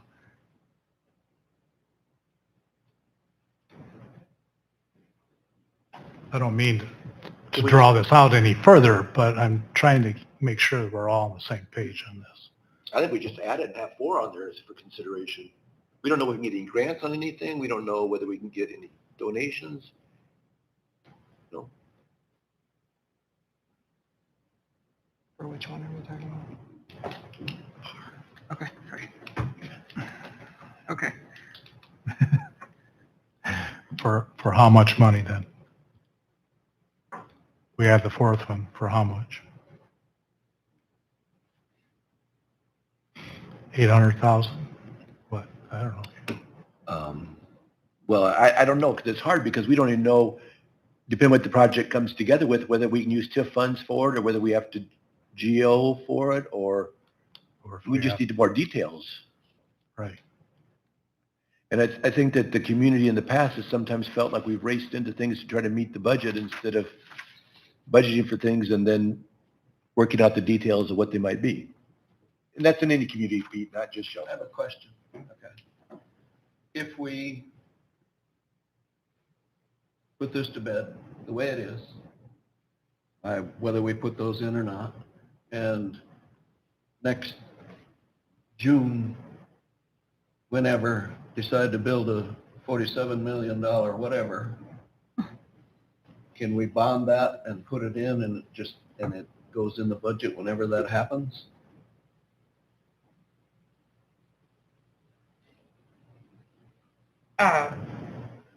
I guess what I'm saying is, we don't know what it's gonna cost. How can we possibly put it into the budget? Correct, and I can't budget for a bond that we don't have. Right. Yeah. So So if we, I guess my question is, we do this the way it is, and then we decide we want to do this project, whatever it might be, and it goes to a public vote if it needs to, and it passes, that can still happen, right? absolutely, we did that with Western Avenue. Yeah. We knew we were going to have to do it. I couldn't budget the funds, not the revenue nor the expense, because we didn't have the bond yet. So then it happens during a budget amendment. Thank you. So how does that affect those people? They Now would be in that the you same know the answer. category. But, They'd be in the same category, so just leave them all alone. right? Then just leave Yeah. them alone. Yep. You're still operating to the same dollars, Tom. Yeah. Yeah. You're just not deciding when the dollars are going. Okay. In a year from now, the TIF fund will be reloaded and you can have the same discussion all over again. Yeah. So you're saying make it a 13-point list and not 10-point list, because we don't have enough information to act on the last three. The last three might not be essential corporate purpose either. Gotcha. Okay. So that motion is intact, I mean, that motion is still, No, that motion has already carried. okay. Yeah. Yeah, so we're done here. I was just asking for more clarity, Mayor, on the considerations. So. And I got that, so thank you. All right. We still have to talk about lost. Who wants to address that first? I can Okay, do that. go ahead. All right, so I guess we'll just start with probably the most important part is that you have commitments have been made already, like for example, the fire tanker final payment. Say that 3 times real fast. That has to be paid. So either that's paid out of a note, or it's paid at the expense of something else on the list. Just to clarify, it's actually Right. both the bottom two, the fire tanker final payment and the balance on the fire tanker from fire capital. Thank you, Ange. Yep. It was discussed briefly last time, but we didn't spend more than a few seconds on it. But street lights, Todd and Angie and I discussed this, and it had been $50,000 from water, $50,000 from sewer, $50,000 from lost, and $12,000 from general fund. Ish. And we talked about the impact on water rates going forward with rate studies coming up, and chose to put in the budget $100,000 instead of paying it from water, paying it from lost. Doesn't have to be that way. I think it's a good idea, but it can be, doesn't have to be done that way.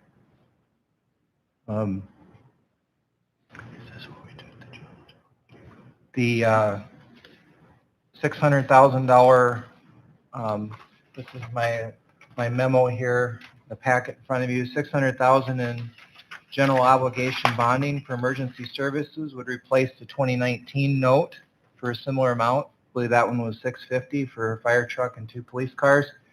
That would have an impact of, the $600,000 bonding would have an impact of roughly $12.34 per $100,000 in residential valuation. That's post rollback on taxable, not assessed valuation. And yes, it's a tax, but it replaces one that's falling off. That's justification, but there's a cost to it, but there's justification there to. So just a second, I gotta understand that. So 2 police cars now? No. Okay, I thought that's what you said. I'm sorry, the original 2019 note was for a fire truck and 2 police cars. Okay, all right, thank you. And that's done. It's the list at the bottom that would, that totaling 580,000. That's what we would be bonding for. And it doesn't need to say 8th vehicle anymore, right, Chief? It's replace the 7th, so it's not for an 8th vehicle. Is that correct? Okay.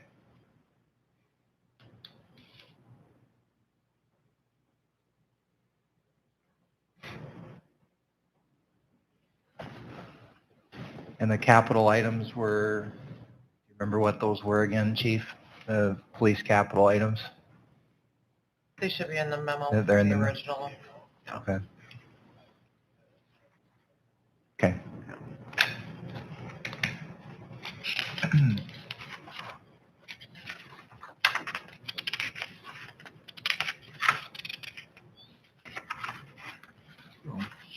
Do we need to replace the vehicle this year? We'd like to, but do we need to replace the first police car this year?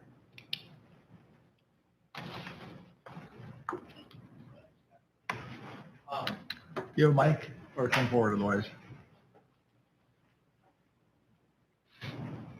I would say, is it working?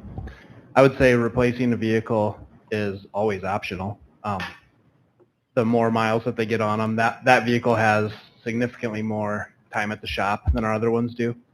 And that one's, I don't remember what the mileage is now. I have it for you somewhere. But that one's the highest mileage and the oldest vehicle, and subsequently is in the shop the most. So that's why I'm looking to replace it. And how long is the financing you're trying to put in place on the years?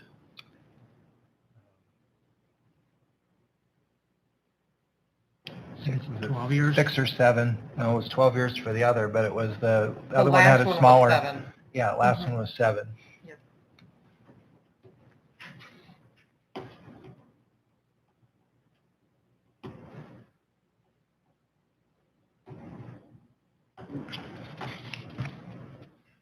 Any other questions?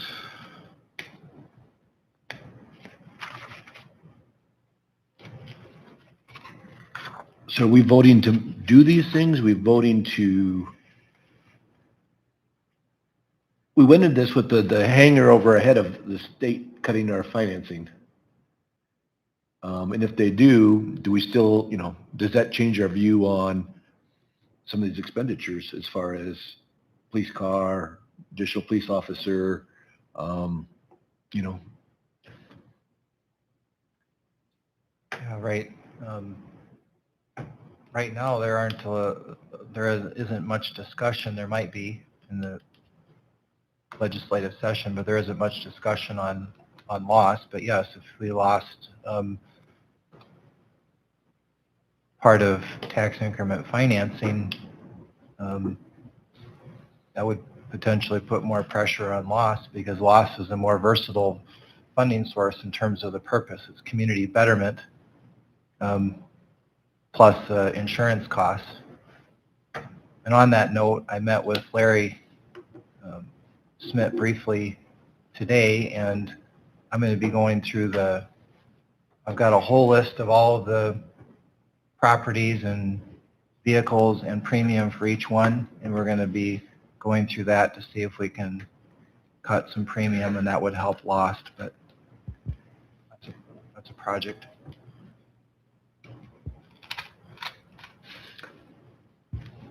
Well, we're gonna have a really good idea in the next couple of days as the first funnel hits.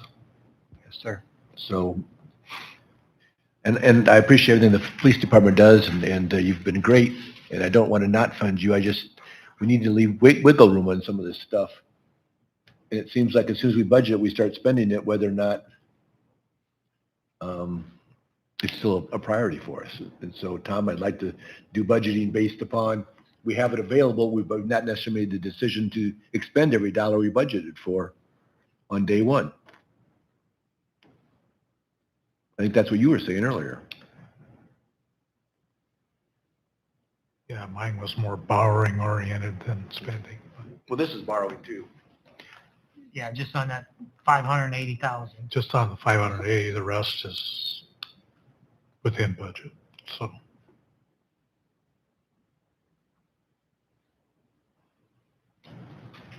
And that's really just replacing the note that's fallen off. Correct. Correct.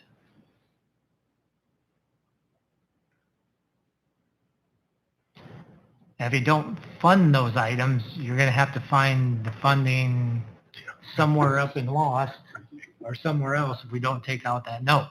Right. Because 2 of them we're committed to with the fire tanker.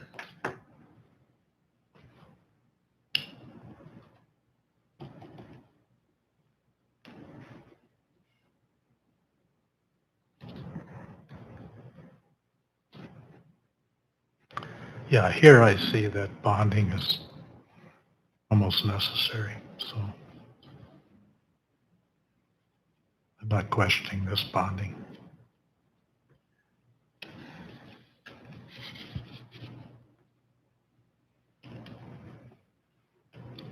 Jeff, if you, along your lines, I think you need to articulate if there's anything else out of loss that needs to be replaced instead of bonding.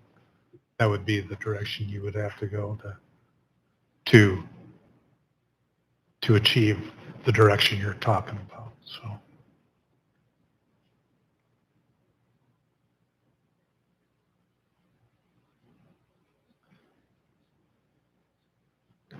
There isn't a whole lot of wiggle room in this list in my mind.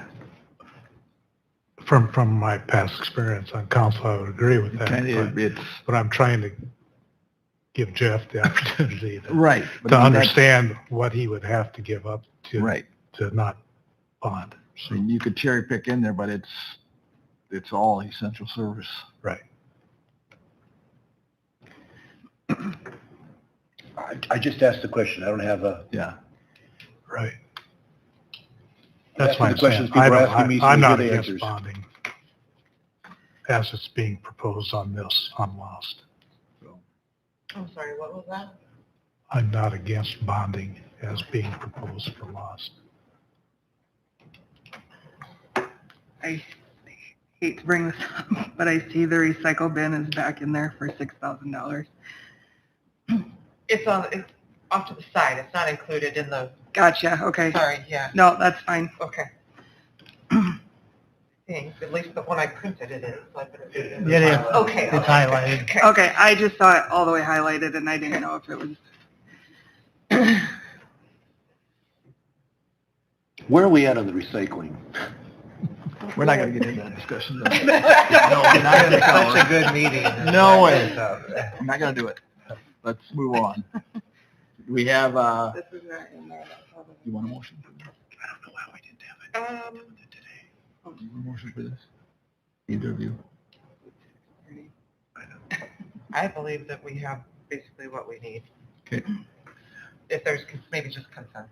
Someone wants to make a motion, I'll entertain it. Otherwise, I'm going to assume it's good. We're all in agreement on this and we move forward. Going once, going twice. All right. Considered approved. All right, levy review. Anything there? All those are same lengths as you saw previously, and there's no changes, correct, Ian? Correct. Okay. Okay. Any questions? Okay. Anything else we need to wrap up yet? Yeah, we've got the recap items under D. I'll just whip through them real quick. Okay, go ahead. Click on view rather than download if you clicked on it. So this list is not inclusive. Any aspect of the budget is up for discussion at this point. You got the police vehicle that was asked to be included on this, and I think by consensus that would remain at 7. It's not an 8th vehicle. Can I move on? Yep. Okay. Temporary / 9th officer. We have officer has returned, correct, Chief? And that brings us to 9 temporarily, including chief and 2 sergeants. Unless further action is taken, an upcoming vacancy would not be filled unless the vacancy is a temporary one, like a National Guard deployment or something like that, okay? Okay. And you don't really need to do anything with that tonight. You can make the decision when there is a vacancy. Okay. It's all right, I'll keep going. Yep. Great. Unless somebody has questions. Okay. Go ahead. Pay and benefits, this was asked to be added to the recap. We've got 4% for police, including chief and 2 sergeants, 3% for everyone else. I have a couple of questions about this. We never really addressed fire and ambulance both had a little bit higher than the 3% on their budget memos, and we never fully discussed that, and so I'm just wondering if we can have a discussion on what that would look like.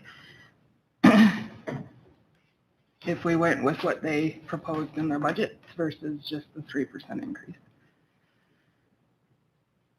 When you built the budget, what'd you base it on? The requests or the 3%? No, we built it based on the 4 and the 3. And the other thing just to keep in mind is they're, I don't want to say you're a unicorn, but it's just completely based on call and demand. We will never be able to accurately budget emergency services wages. It's strictly call based. We can plan out their meetings because we know when they meet, but it is strictly call based. As far as SCAT, it is whether they've got more in town, more transfers. It's always a moving target. Yeah. I think the officers is pretty consistent. It'd be the calls and meetings that. It is, and they're not separated. That's the only thing. The officer pay is included in just the wage. So. So you're good with this? Chief? So I just want to, Kristen had asked me to share this, that what she had requested was going to be an increase of wages of $2,025 to support the SCAT leadership increase. The ask for backup does not increase wages, but rather it's just take on the call that is being subtracted from the first crew and give it to the second when the first crew is going on a transfer or a long call. So you said it's more than the 3 or 4%. How much do we know? Why? Yeah, we can't really give it a percentage, can we? No. Okay, we so know the she said amount. that $2,000 is actually less than a 3% increase in our wages. So I guess what I just want, like, do they have the flexibility to go ahead with what they have proposed on their budget memo? Fire and SCAT.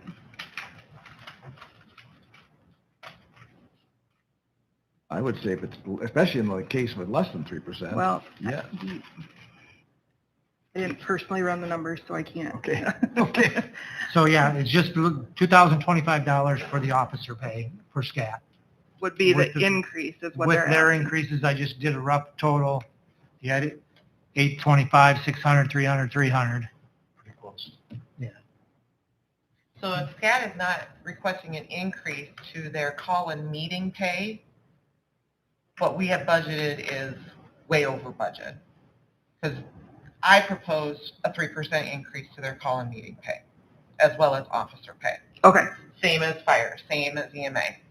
I proposed a 3% increase to call-in meeting pay, as well as officer pay. okay. So if they're not So they're, proposing They should- an increase to their call-in meeting pay, they will be well within their budget. They should be well within their budget. so, Would be in the same scenario. Yeah. so they are Say what? okay to go ahead And with. we didn't put in a dollar amount for our officers. The only thing I put in my, well, I don't have the copy of my original budget, but it was increased $2 for, as you went up, the more certification, Right, there was going to be like a $4 or $5 spread between just firefighters and firefighters too, to encourage them to go to get the training. okay. Because the training's all on their own. They don't get a call-in meeting for that or anything. It's, by the time they get both classes, it's over $200. So we're covered. So we're good to So, go. Okay. Just so we're clear, if I might, Yep, there's no call-in meeting pay increase for SCAT. well, Just the increase for the SCAT officers. And then for fire, there's what? Just, No for officers. no increase for officers. Well, because we Not didn't even put the anything in our 3%? budget You didn't because put anything in the budget, yeah. the only, Um, because we were told not to, and the only thing I put in, what the officers wanted was for the calls and meetings. Yeah, we put in 3%. so what, what SCAT had requested was the director go from 4,675 to 5,500. Assistant director from 3,400 to 4,000. Secretary treasurer from 3,400 to 37. And training officer from 3,400 to 37.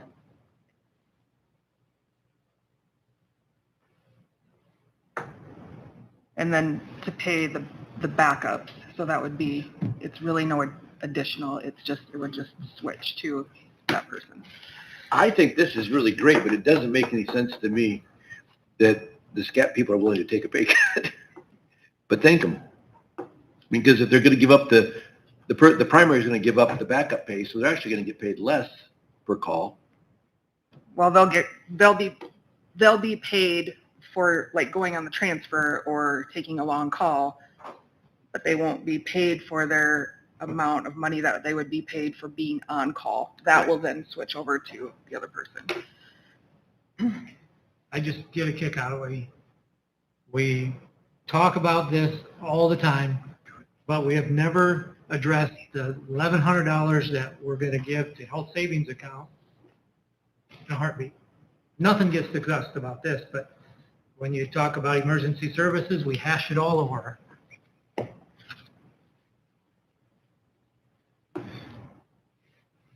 Well, you had asked for the monies to be matched. And we did throw that in out there too, because that state had that program. And it's something I would like to start sometime. If we started, this budget year, we don't have to pay it out until the end of the budget.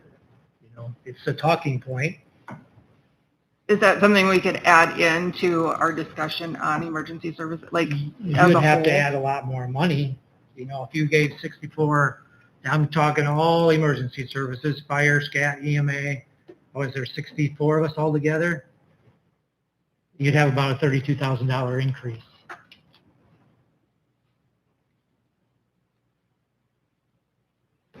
If you want to do the retirement, even if we did it in-house.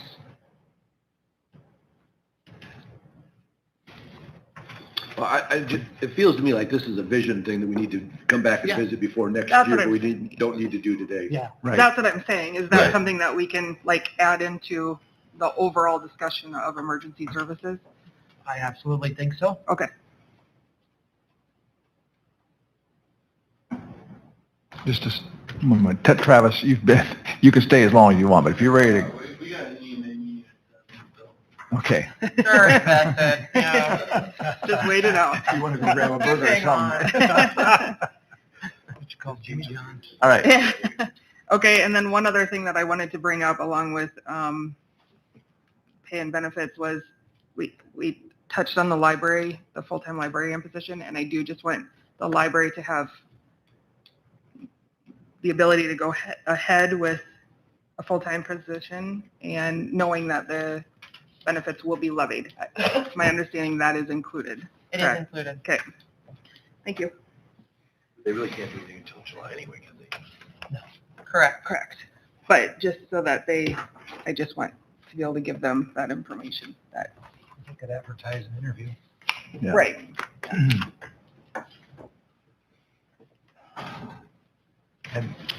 Anything else? What about I'm still not quite clear on the direction on the pay and benefits. But I can talk, rather than sit here longer, I can talk to Todd and Andy and review the minutes and bring back a summary. What's that? I heard as proposed. Yeah, that's what I heard too. And As and- originally proposed. Yeah, but that would still, it would cover the extra dollar or whatever from the fire, and it would Yeah. cover the labor, so everybody could proceed as proposed, that's right. Yeah.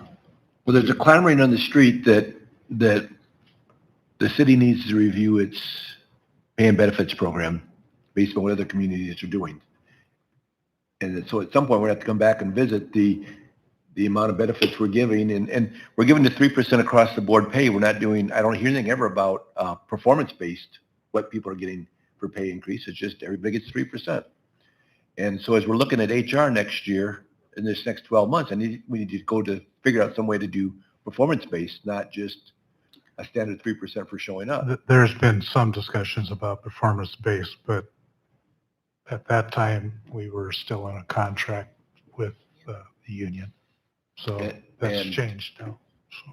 I think we at least need to explain to the community how we're doing our benefits program here for insurance and compared to what others are doing.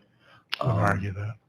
So I'm just teeing that up, that it's another one of those things I'm hearing about every couple days. Thing to look at. We need to look at, yeah. Okay.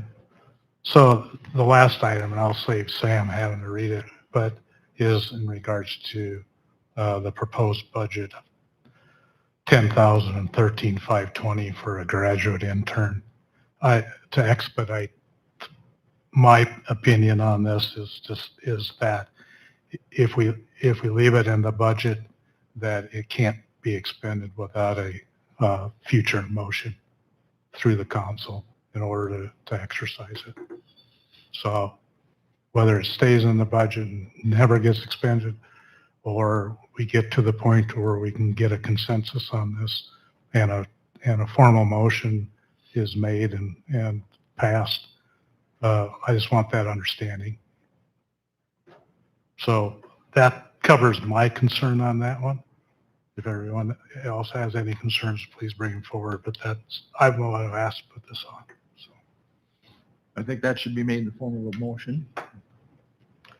I move that we leave the expenditure for the graduate intern of $10,000 and $13,520 for wages and benefits to remain as a budgetary item, but needing full council motion and approval before it can be acted upon or expended.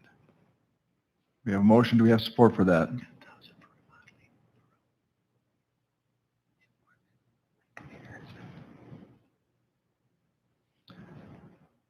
Do you understand the motion?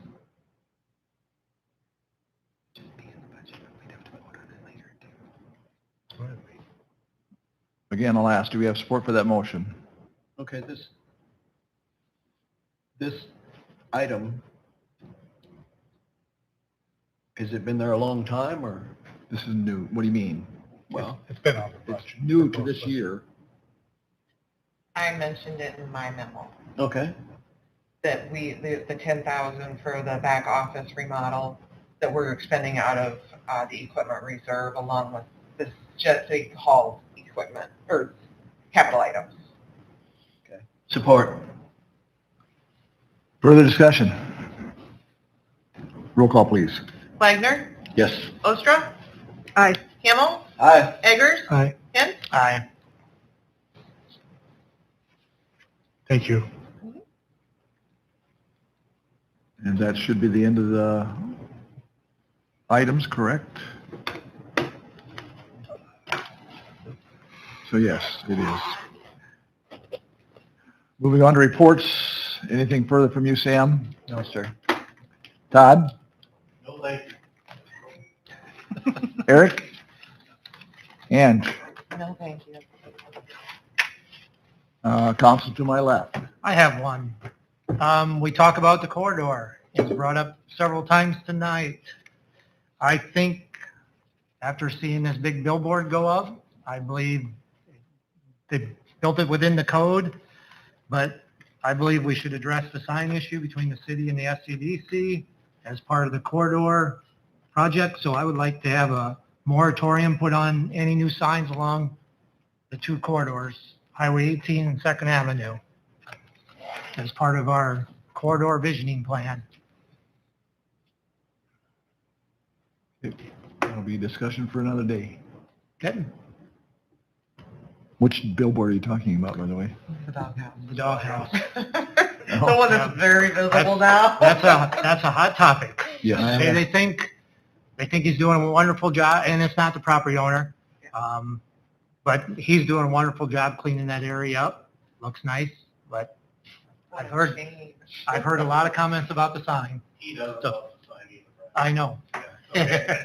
All right. So as we talk about the corridor, I think we should put a moratorium on signage on the corridor until we can define a plan and a vision for our corridors.